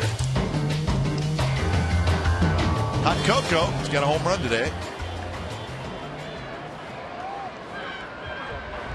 Unfortunately, that's the only run, and the A's are trailing 2-1 to the White Sox, so still time as it's the top of the 7th inning. Look at that. 4 in Chicago, 2 here today as far as runs allowed, but 1 run or less, and now 7 of 9 starts this year for Trevor Cahill. That's how you lead the league in ERA. Rios rips one down the left field line, and Rios, who runs very well, is going to have a leadoff double. It's just one of those days, Ray. It's not going to be easy for Cahill. Yeah, it's the pitch is up a little bit, and the White Sox are playing much better. There's a belt-tied, thigh-high sinker that really didn't sink down to the point that you get a ground ball. Vizquel's probably going to do something magically to advance Rios to third base, where he'll stand with 1 out. This is where Vizquel is at his best because he can do so many different things. Bunt, pull the ball to the right side, bunt a ball towards third base, Roach in.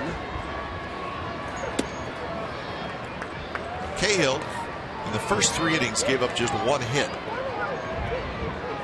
but in innings 4, 5, 6, and now 7, he's allowed 7 hits.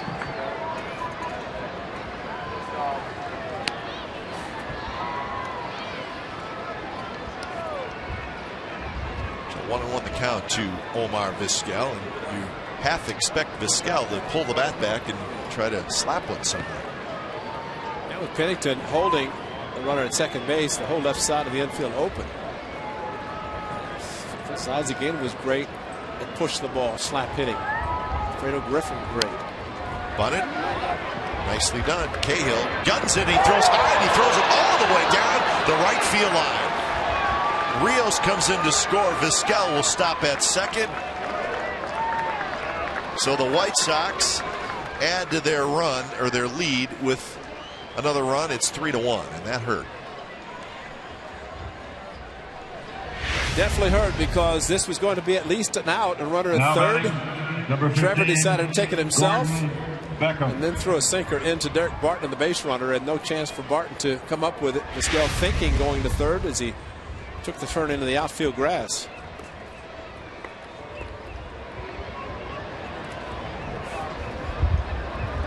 So here's Beckham. He bunts, and he bunts it foul. So Vizquel stopped at second base. Cahill with the grip. Did not look that bad, just made a bad throw. Looked like he had a good enough grip. Ideally, you want to use the glove to pick up the ball with your hand and the glove.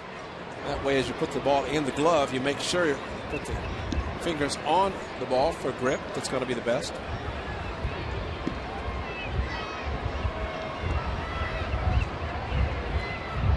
Well, for a guy who's got a great sinker, he needed a sinker there. Unfortunately, he threw it high to Barton. Beckham, a walk and a single today.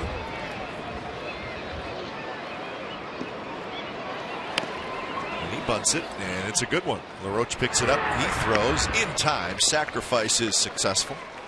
Vizquel the third, one out. The difference there, LaRoche using his glove, and as he put the ball in the glove and then his hand on the baseball, you could tell that he had a good enough grip to make a good throw. But technique is good for Andy LaRoche, and he's waited to see if he could go to third, but there's the glove, ball in, and then as practice, it makes it look so easy when you put the ball in the glove to the hand in the glove, make sure the four-seam grip is there. Infield in, another bunt attempt, and it's foul. Good bunt by Beckham to get the angle to bunt the ball to third base. LaRoche waiting to see if the pitcher can field it. He cannot, so here comes LaRoche to field an ultra mole with the ball. Watch the glove come down. Glove.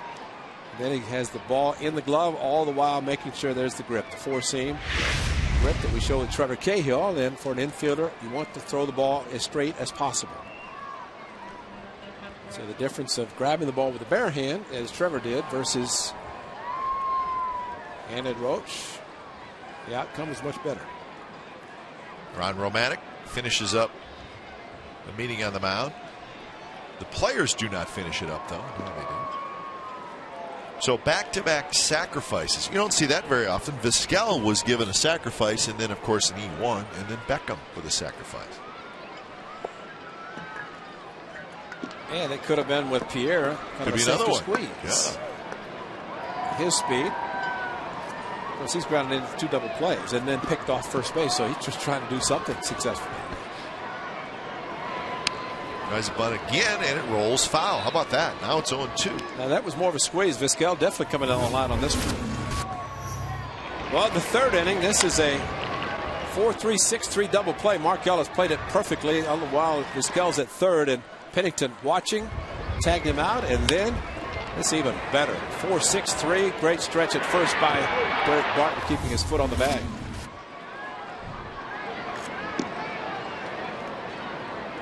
Two pitch to Pierre. Just got a piece of it. Good hard breaking ball from Cahill, down and into Pierre. Pierre, before those two double plays, he led off the game with a base hit, but then, as Ray said, was picked off.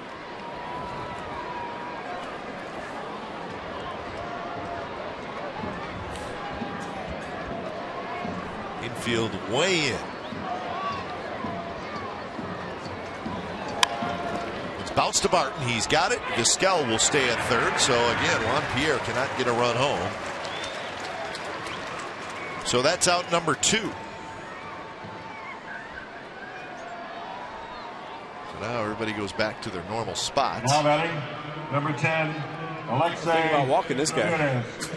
Adam Dunn, no slots in the on-deck circle, but Ramirez has kind of owned Trevor Cahill, going back to Chicago in April with a 3-run home run, and today a home run and a single. Last 2 at bats, he's seen 2 pitches. Takes the first one there, and it's a good sinker first strike. 94 pitches for Trevor Cahill.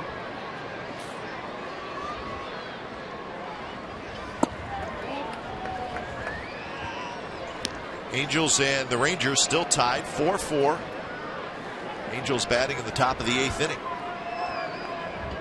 Mariners were rained out in Cleveland. There's a base hit left field. He's done it again, Alexei Ramirez. You pitch him down and in like that, yeah, he's going to hammer you. So he's got 3 hits, a couple of RBIs, and it's a 4-1 White Sox lead. And Cahill just stood on the edge of the mound after the base hit. You could tell he was frustrated. See the location of that pitch down and in, and all Ramirez has done today, and again the game back in Chicago against Trevor Cahill, just dropped the head of the bat on it. It's a perfect location for him to do exactly that. So the error, instead of getting the out, turns out to be big.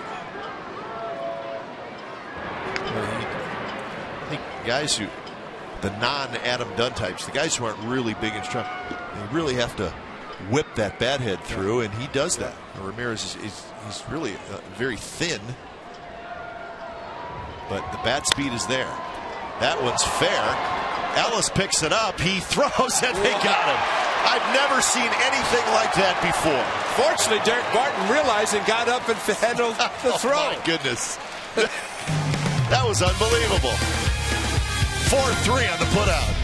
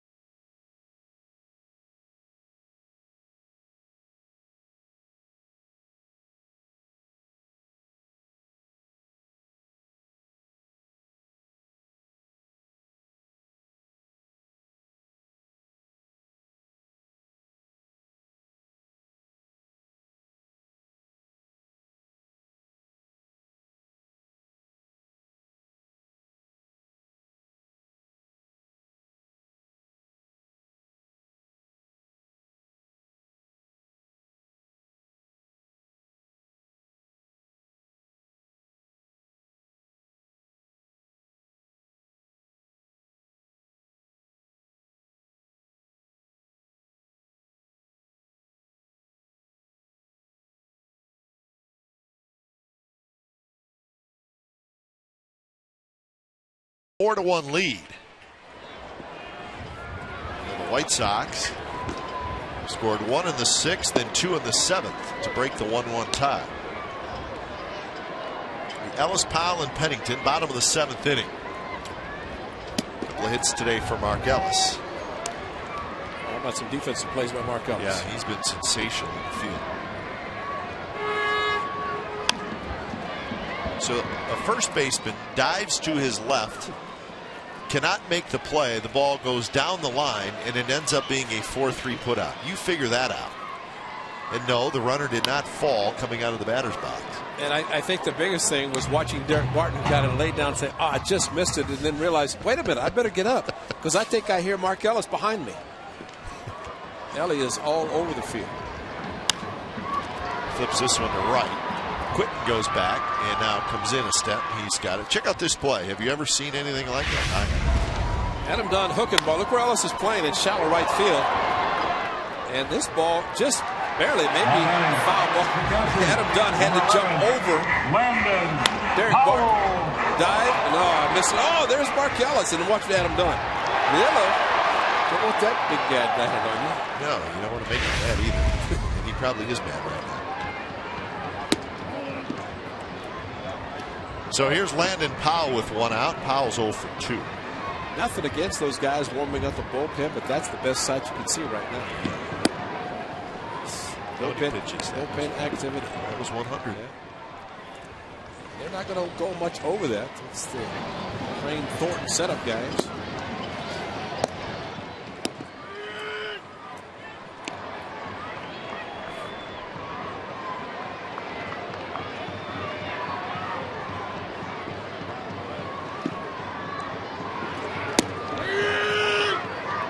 Two now to Powell. Big story today in baseball, right, is Jose Bautista. The Blue Jays beat the Twins 11-3. To finish off the sweep, Bautista hit 3 home runs, number 14, 15, and 16. 16 home runs on the 15th of May. And how much time did he miss? He did miss a little bit of time.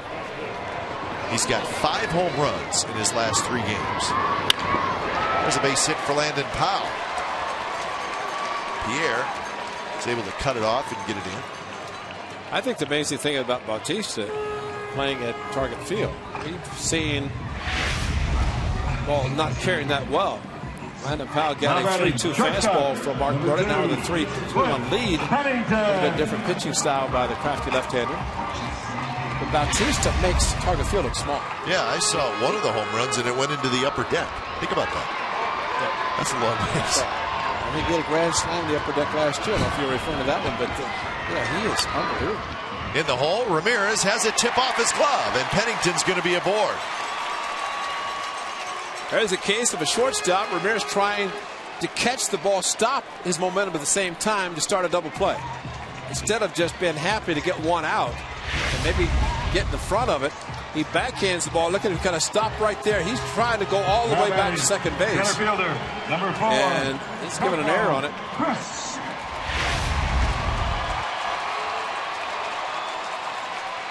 So 2 on, 1 out for Coco Crisp, and we're going to get a pitching change. So Bautista with the 3-homer game now is 16. Wow. And the Twins, the struggles continue. So we got a pitching change, and when it's time for a change, think Speedy Oil Change and Tune-Up, your oil change tune-up and smog experts.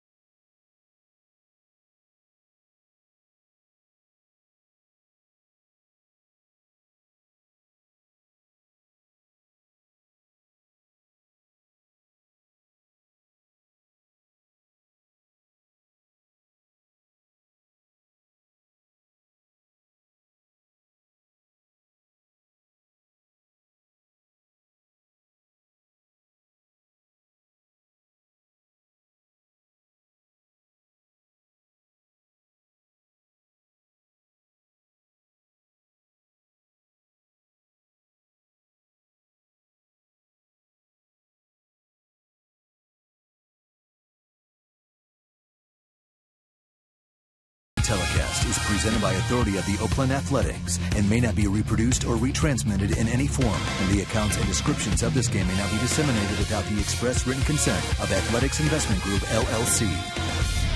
Number 4, Coco Chris. So Mark Buehrle goes 6 1/3. And he leaves with a couple of runners on and 1 out. Throws 105 pitches. And it's Jesse Crain who comes in. Crain pitched in game 1 of the series. As again, not wasting any time to turn Coco Crisp around to bat left-handed against the right-handed Crain. With fastball. Crain an inning and a third on Friday. What we've seen recently is a manager bringing a left-hander in to turn Coco back around to bat right-handed. It's not worked for those teams. Coco coming through with hits. Wow. Can't have it both ways. That's the high and the low strike. This one a little bit low. Powell is the runner at second, Pennington at first.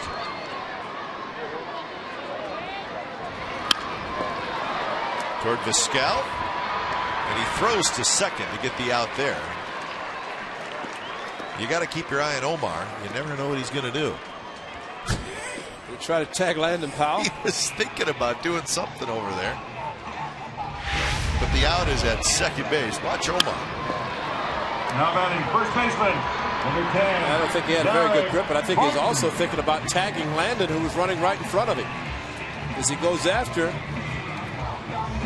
I think it was Landon Powell, and then maybe Landon distracted him a little bit. So first and third, 2 outs. Well, here's a note on Crain as well, Ray.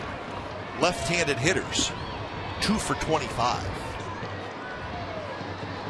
So you get a right-handed pitcher who does it out of the bullpen, who does a job getting left-handed hitters out. That's a valuable guy to have.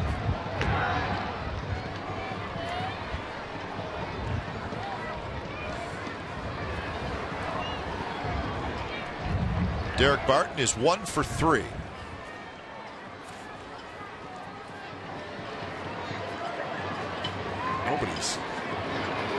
Nobody's getting a whole lot of hits off Crain. You look at those numbers.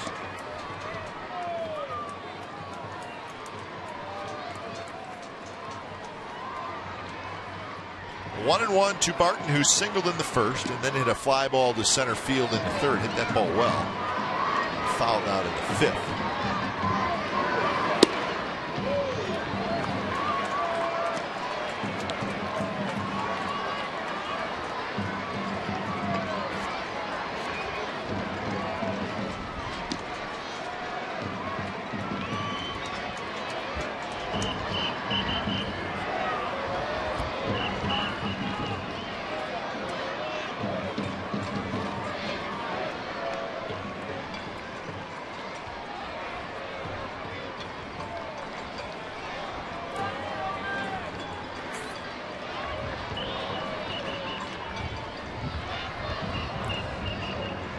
Coco takes off.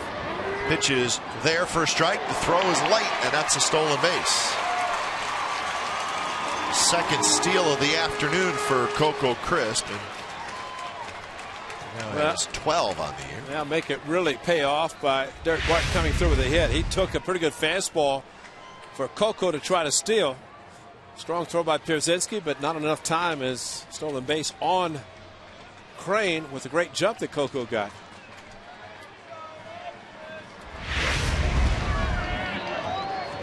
2-2 pitch to Barton. Took a little off that time, did Crain, and Barton just got a piece, so the count stays 2-2. Ziegler warming up for the Athletics. Thornton for the White Sox, now tied for first in the American League in stolen bases. They had 2 other stolen bases, but in back-to-back games he overslid second base and was tagged out.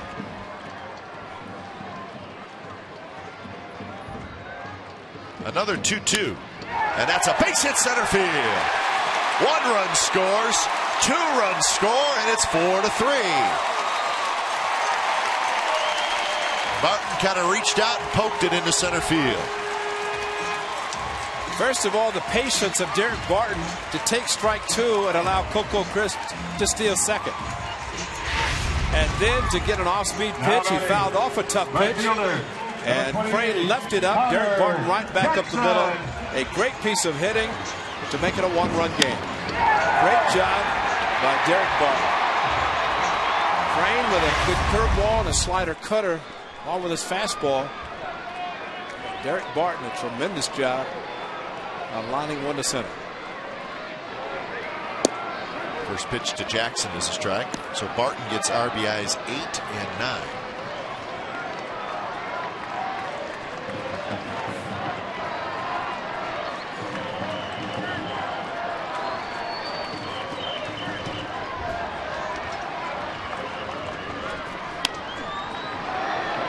Shallow center. Rios coming in, and he's going to play it on a hop. Barton to third. He'll stop there. That's the 4th hit in the inning for the Athletics, and now the tying run is at third. One of the happiest guys in the A's dugout is just stepping to the plate right now. Josh Willingham. Now batting, left Softly fielder, hit for number 16, Connor Jackson, first and third. Josh Willingham. And of course, the outfield is playing a little bit deep ball. Got it on the hands of Jackson and served it into center field. He'll take it, and Josh Willingham, strikeout victim, 3 of the 6 against Burley. 2 called strike 3s, his last 2 at bats. Faces Crane. Fastball inside corner, strike.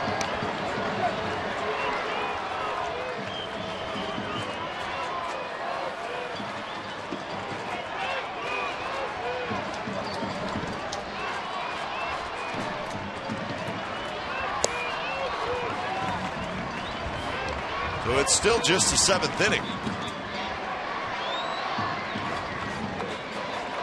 Well, a huge hole on the right side, and one thing Josh Willingham talked about is using the whole field, and what a perfect time to hit one on the right field now. Close pitch, bit outside. Crane wanted it. Look at this hole here. Look at this. That's unbelievable. Space on the right side. They expect Josh to pull the ball, and he has been known to take the outside pitch and maybe stay inside a ball and shoot it to right field. The outfield is straight away.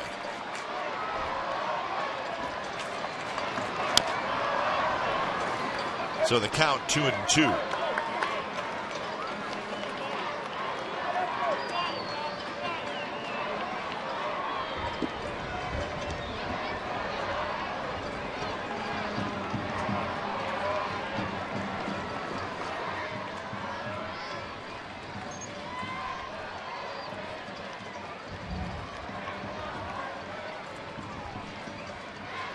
Fastball's high, and now it's a full count. So Connor Jackson will be on the move.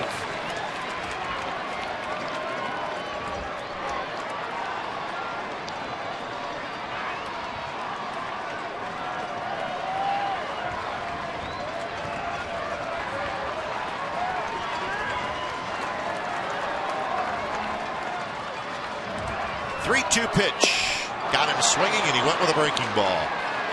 So Willingham strikes out for the 4th time. The A's get 2 on the Barton base hit. We're going to the 8th, 4-3 White Sox.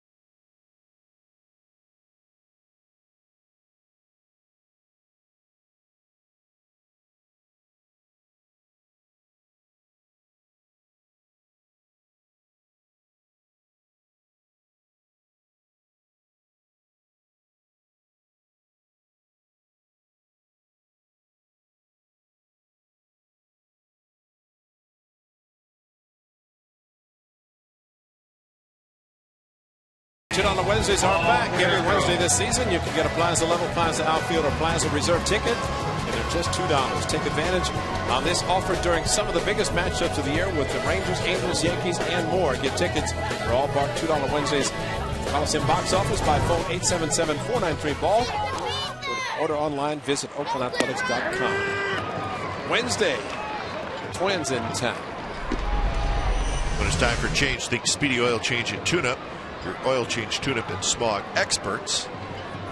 Brad Ziegler comes in. And second pitch he throws, Paul Konerko, a base hit to right field. 11 hits now for the White Sox. Breslow warming up, lefty for the A's. Number 20. One thing the A's having pulled to within one, a couple of at-bats to try to at least tie, take the lead. Keep the White Sox from adding on. Every inning it seems to have been base runners on, except for the first two when they hit the pickoff of Pierre and then a 1-2-3 second. But ever since then, the White Sox have had runners on base. First pitch to Quinton is tapped foul at home plate. 4 runs, 2 earned. Final line for Trevor Cahill through 98 pitches. So Trevor will not get win number 7 today, mostly due to that guy, Alexi Ramirez. Ramirez 3 for 4 with a couple of RBIs. Right field into the corner. Jackson, he juggled it and caught it. It's going to be a double play. Yes. Unbelievable defense. It popped out of his glove. He stayed with it and he caught it. Unbelievable. Paul Konerko didn't know what to do. He just kept running. And he saw the ball probably pop out of Connor's glove, but he didn't seem put it back in the glove. Watch this. Pop out, reach down, catch it, bang the wall, and get it back in for a very easy double play. Well, the A's have played some defense today. Highlight reels all over. Hit in the pocket, popped it up. Great concentration, watching the ball back into his glove. And then he had to bang into the wall on top of it. So that is the 4th double play for the A's today. 7th in the series.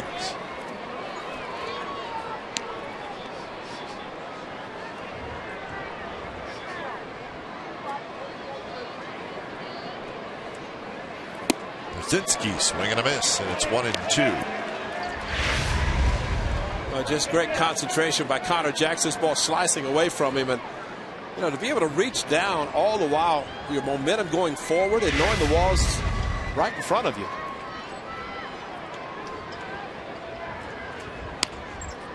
Well, you know what, too, Ray, is you're sort of leaning forward a little bit, and you got the wall coming up on you. Exactly, right there. He's leaning a little bit there. Well, you do not want to mess with that wall. Konerko did not know.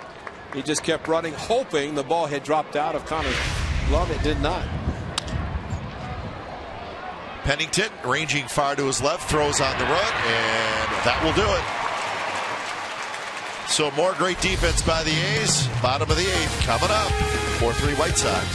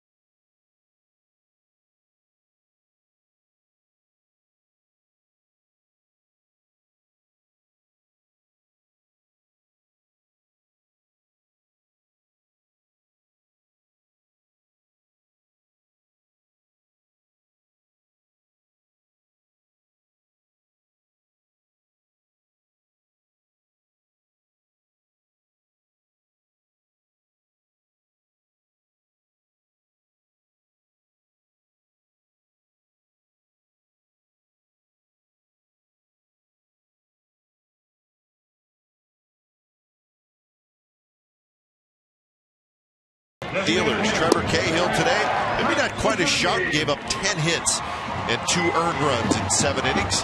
Mark Buehrle, he pitched well, and the hitting star for the White Sox is Alexi Ramirez. He's 3 for 4 with a homer, a couple of RBIs, and a couple of runs scored. But the A's continue to fight back. Coco Crisp with a home run in the 5th. And then Derek Barton, a big 2-out, 2-run single, and that made it a 4-3 game. That is the score as we enter the bottom of the 8th inning. So our game summary, again, brought to you by your local Toyota dealers. Jesse Crane's first pitch to Kurt Suzuki, and Kurt went around. 4-11-0 for the White Sox, 3-9-1 for the Athletics. Both starting pitchers are out.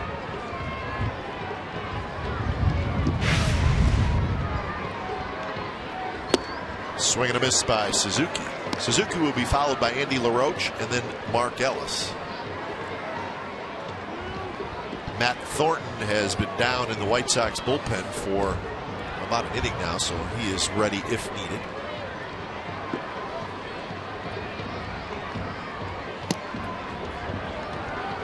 Wirtz and Fuentes warming up for the Athletics.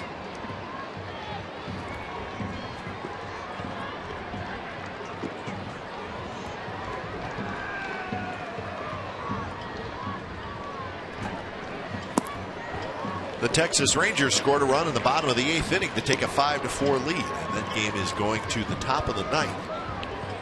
So Texas trying to hold on and win that series. The Angels will board a plane and head to the Bay Area after that game. 2-game series starting tomorrow night here at the Overstock.com Coliseum. Suzuki, the left center, where Rios in and over. He's got it. That's out number 1. So all around Major League Baseball this week, 2-game series. Why? I don't know. But the A's will play 2 against the Angels and then 2 against the Twins. Please, ladies and gentlemen. And it's not just those 2 teams. Batting for Andy LaRoche, number 12, David. So we're going to get a pinch hitter, David DeJesus, who's been swinging a hot bat. So the probables for the 2-game series: Pinheiro, who's pitched very well against Brett Anderson, and then the rookie Tyler Chatwood against Gio Gonzalez. Again, both games 6:30 pregame show, and then ball game at 7. Hey, when it's time for a change, think Speedy Oil Change and tune up your oil change. Tune up and Smog experts.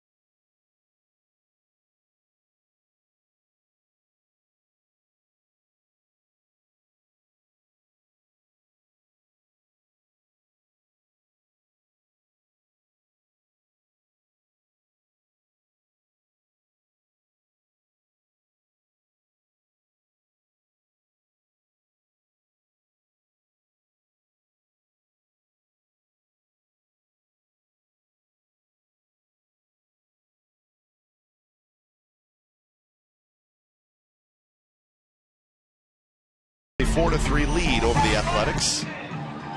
And Matt Thornton, the left-hander, comes in. David DeJesus, the left-handed hitter, is pinch hitting for LaRoche. So it ends up being lefty on lefty. DeJesus takes a strike around the knee. So Matt Thornton, hard-throwing left-hander, comes in. 3 right-handers to follow. There's Burley, the starting pitcher, the left-hander. Only Barton, the true lefty, in the lineup, but now DeJesus coming in. So sometimes a move is made to get a certain pitcher out of the lineup. And see what happens with a couple of switch hitters in Powell and Pennington to follow. Ellis. Thornton pitched on Friday night, 2/3 of an inning, 16 pitches. Best strike he's thrown in his entire career was the ball that he threw when Coco was trying to steal home. He used to try to tie it. DeJesus swings and misses. So that is the 8th time an A's hitter has struck out today. Now batting, second baseman. Kind of unfair in a sense when you're coming off the bench facing a very tough lefty. Thornton definitely that for DeJesus. He put his 1,000th hit yesterday with a 2-run triple. Nothing in this at bat.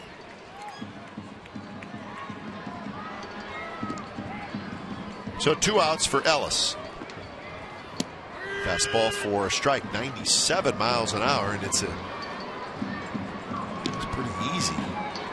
Thornton is a big guy. Vizquel can't get it. Ramirez does, juggles, and Ellis is going to be aboard. Went under the glove of Omar Vizquel. See if they rule that play. It's got to be a base hit. Vizquel probably should have let Ramirez handle it all the way, but once it deflected off his glove, no chance it was going to be able to be handled by Ramirez. Now batting, the catcher, number 11, Landon Powell. So the A's get a 2-out base runner for Landon Powell. It's going to be a base hit for Mark Ellis. He's 3 for 4.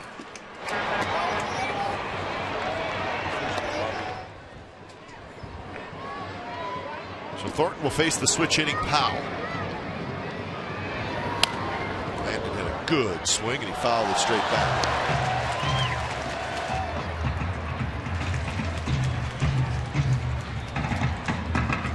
Powell started the 2-run 7th inning with a 1-out base hit. Scored on Barton's 2-run single.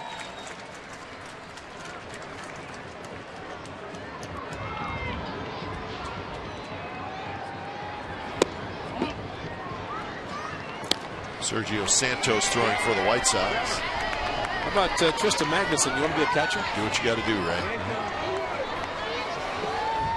Both catchers in the A's lineup today. Powell catching, Suzuki DH, and so Casey Chavez is warming up Michael Wirtz. He with the hard slider splitter. And Tristan Magnuson looks like he's gotten Brian Fuentes.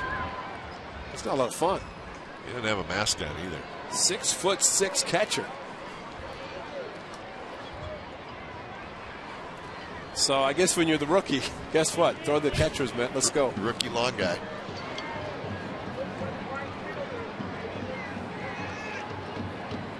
One-two pitch to Powell. Fastball up and away.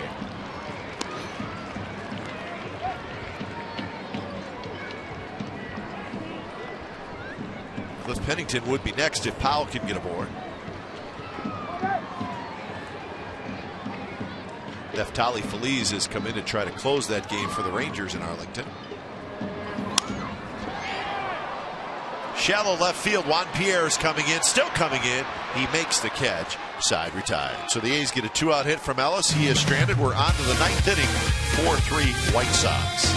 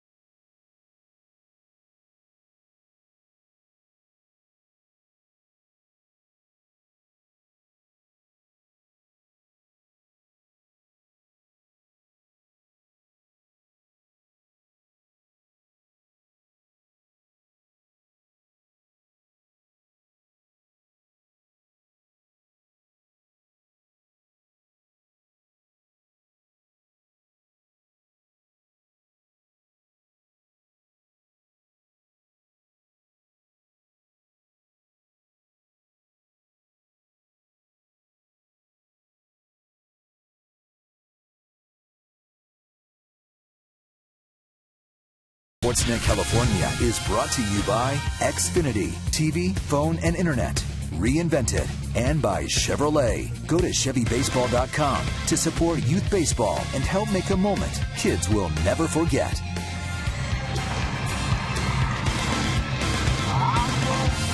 A good ball game this afternoon. The White Sox with a 4-3 lead, ninth inning. Hitting off the top of the ninth inning for So the A's will get one more shot. Number 51. When it's time for a change, think Rios. Speedy Oil Change and Tune-Up, your oil change tune-up and smog experts. What a great story Michael Wirtz has been this year. Came off the disabled list on the 25th of April and has not allowed a run this year. See the opponent's batting average, right? 1 for 25. So he's only allowed one hit. Kevin Kuzmanov comes in the game. He's at third base. So Michael Wirtz seems to be back to the form of 2009 when he was really one of the best relievers in the American League.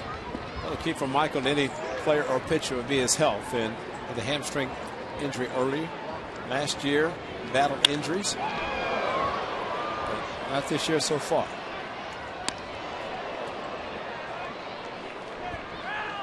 2-1 the count to Alex Rios, who will be followed by Omar Vizquel and then Gordon Beckham, the bottom three for the White Sox.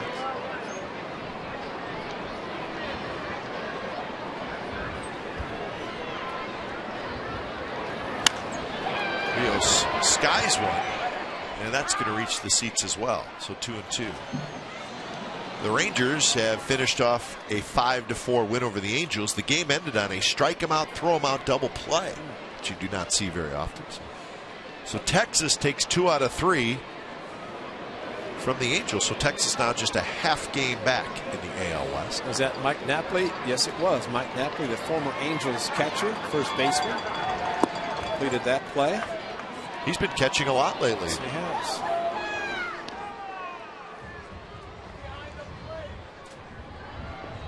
So the Rangers got a run in the bottom of the 8th, and that was good enough for the 5-4 win.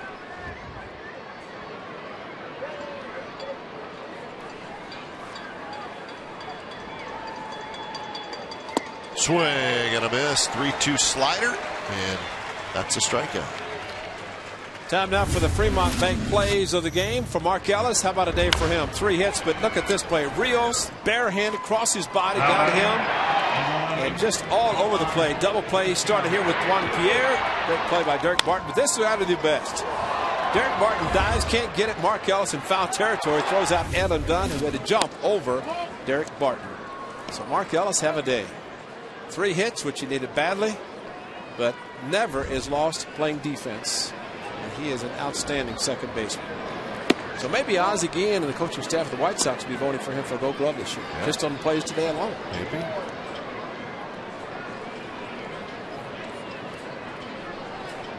Two 2-0 the count to Omar Vizquel, who is 2 for 2 with a sacrifice and a run scored.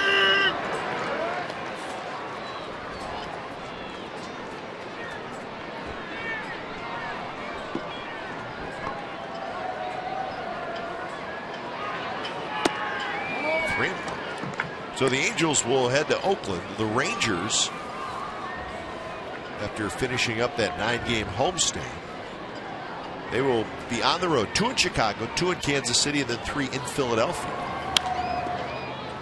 So they, like the A's, will start interleague play this coming weekend. And they go to the Phillies. Yeah, they finally have an interleague schedule this year. That's a little competition. Last year put them over the top with their schedule of interleague play. They were very successful.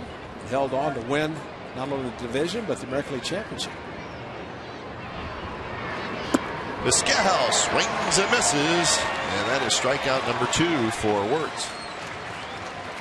Well, make sure you join us tomorrow. A's open up that quick 2-game series against the Angels. Pinheiro and Anderson, 6:30 A's pregame live. The ball game at 7. Complete A's coverage every night on Sportsnet Central and CSNCalifornia.com. Home of the A's is Comcast Sportsnet California. So the Angels will come to town with a 22-19 record. They will be in first place, but not by a lot. Beckham swinging a miss, 0-2. Talk about the Rangers. They have their natural rivalry, and that's the Astros. So they will play them 6 times. Also play the Atlanta Braves.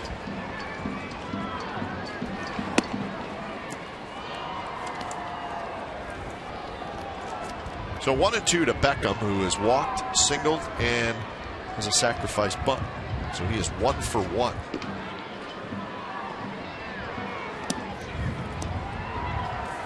In the bottom of the 9th, it'll be Pennington, Crisp, and Barton, and they will face Sergio Santos. He is the White Sox closer now.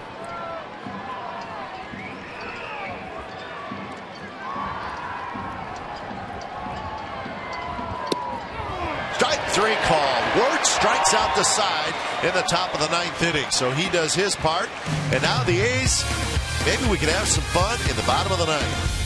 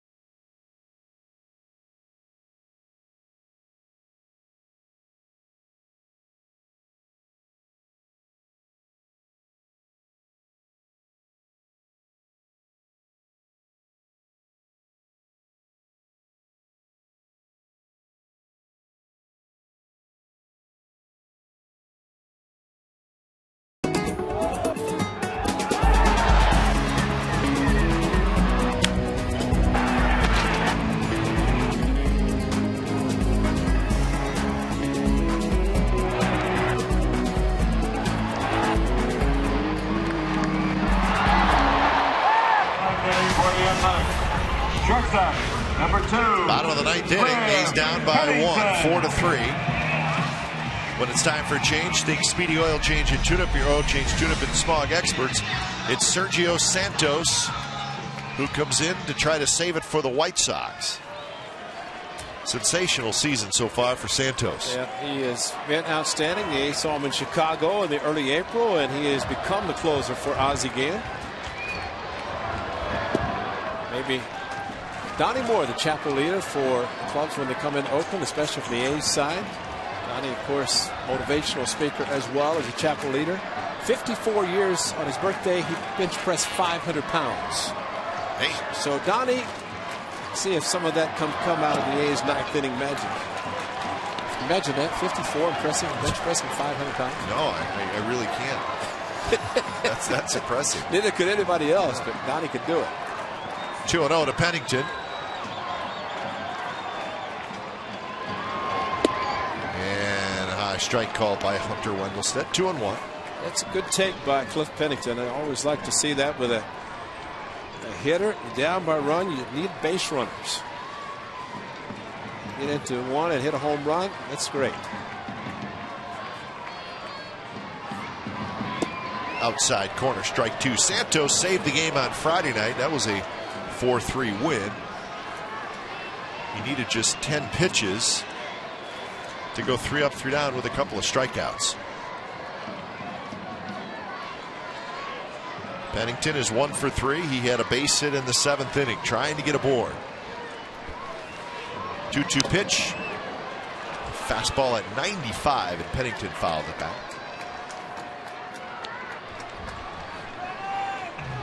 Well, he said he's having a terrific season. 18 straight scoreless innings for Santos.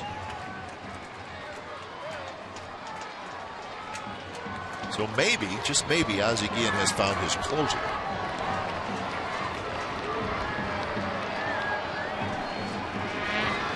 Inside, and it's 3-2. Coco Crisp in the on-deck circle. White Sox with 11 hits in the game. The A's with 10. There's been one error. That was made by Trevor Cahill. And it cost him. Cost him a run. Yeah. Both runs unearned in that inning. Payoff pitch to Pennington. Slices one foul. Well, you have to wonder if Santos would throw anything but a fastball 3-2. And Pennington waits well, patient, asking Hunter Wendelstedt if the last pitch was a strike. He confirmed that it was. It's Matsui. Will he get a chance to pinch hit sometime?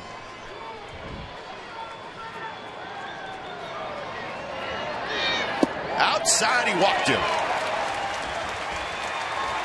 So the A's have the tying run aboard in the bottom of the ninth with nobody out. We'll go deep with Sportsnet Central. It's brought to you by Hyundai tonight at 10:30. It's over on our sister station, Comcast Sportsnet Bay Area. Highlights from our game and the Sharks and the Canucks. Game will get started in just a little bit. There was a Game 7 and a Game 1 in the NBA playoffs today. Damon Andrews will host. Here's Coco Crisp. Omar Vizquel way in on the grass. Crisp to bunt. He bunts it towards Santos, who picks it up. He'll flip to first. So Coco gets the sacrifice down. And now Pennington will be at second with one out for Derek Barton. It's a great bunt by Coco Crisp. He knows that Vizquel's there, thinking if he goes to third base, he might try to get Pennington at second. So Coco just kind of dragged the ball towards first base. Pitcher fielded it, and so the A's a couple of chances to get the runner in. Derek Barton with a 2-run single to make it a 1-run game. And gets another opportunity here.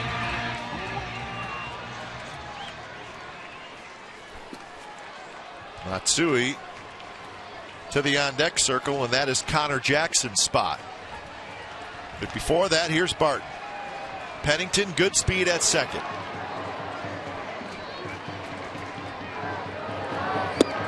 Fastball a bit high. Ramirez, the shortstop, trying to keep Pennington close if he can. Outfield, straight away for Barton.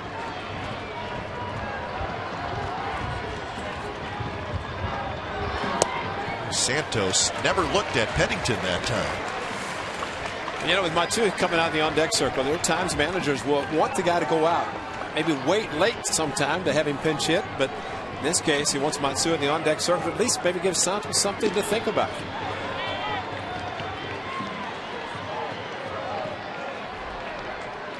Santos again never looked, and the pitch is a strike. Hunter Wendelstedt thought that caught the corner. Let's see if it did. Well, the ball's tailing away. They want it inside, and it might have caught a little bit of it, but Brzezinski set up so far inside he had to reach to his left, and that's the reason the crowd reacted. So the count 2-1 to Barton. Nasty stuff there from Santos. He's throwing 94, 95, and then that drops in at 87. Vizquel way off the line at third base, and Ramirez now talking to Santos. It's trying to hold him, but you know, it's very tempting. See where Vizquel's playing. Brzezinski would have to throw it to a moving target if Pennington decided to try to steal with a left-handed hitter. Unlikely though.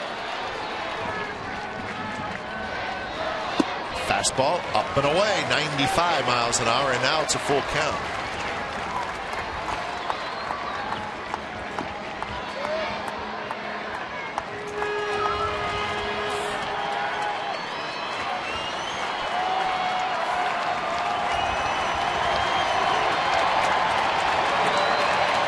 There's your tying run. 3-2 pitch. Grounded up the middle, but Ramirez ranging to his left has it. Throws just in time to get Barton for out number 2. Pennington to third. He went off speed, and Derek was out in front just enough.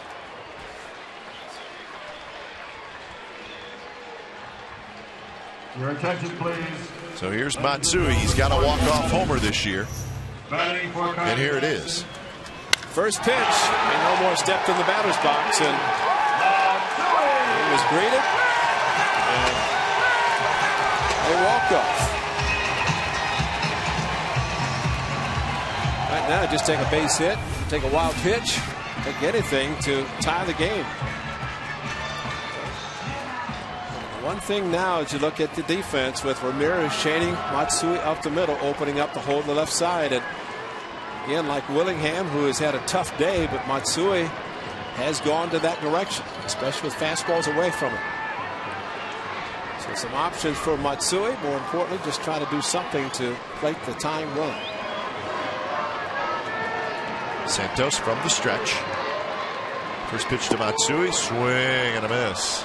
Pitch darting down and away from Matsui.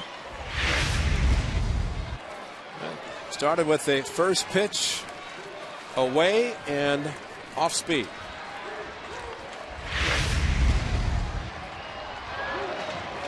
Matsui was 1 for 4 on Friday night. He did not play in yesterday's ball game. Brzezinski acted like he didn't know where it was, but it was in his glove. Deke all the way. You're a runner. You want to see the ball hitting back to the backstop, and Brzezinski caught it. Maybe almost let the ball scoot under his glove. I don't even know if it hit the dirt. So the count even at 1-1 to Hideki Matsui. 236, 3 homers, 15 runs batted in for Matsui.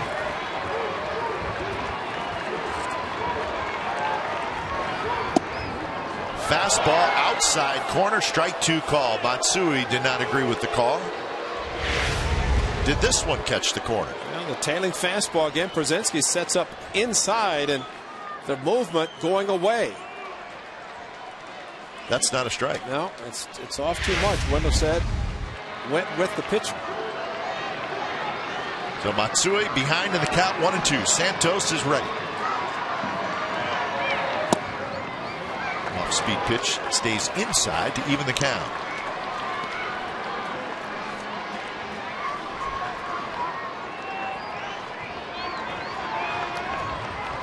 Ramirez, the shortstop, playing over near second base. He is shifted over. Everybody else straight away.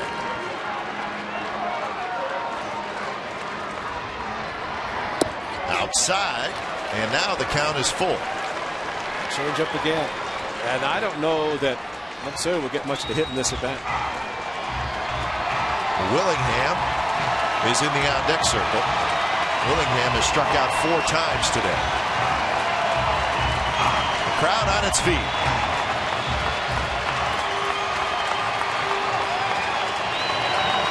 Might as well sit soft, take the fastball to left field.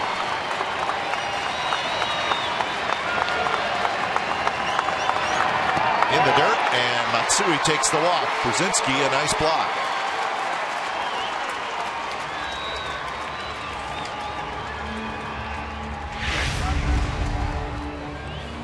Well, Brzezinski, say what you want. That's a very good block with a tying run at third base. Don Cooper, pitching coach.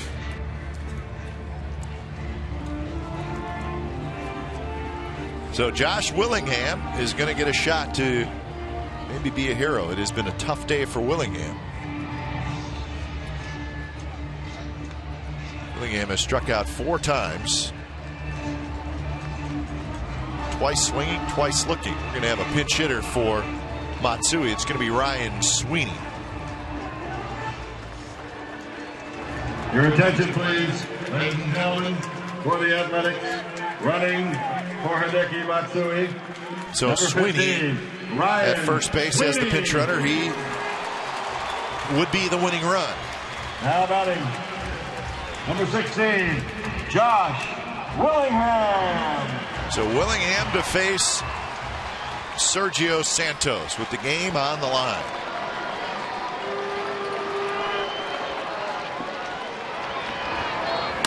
First pitch bounce to Vizquel. He's got it. He's going to go the short way. And that's the ball game. So Willingham retired on one pitch, and Sergio Santos picks up the save. Burley gets the win. And Trevor Cahill, his first loss of the year. So Cahill now 6-1. So the White Sox come to Oakland.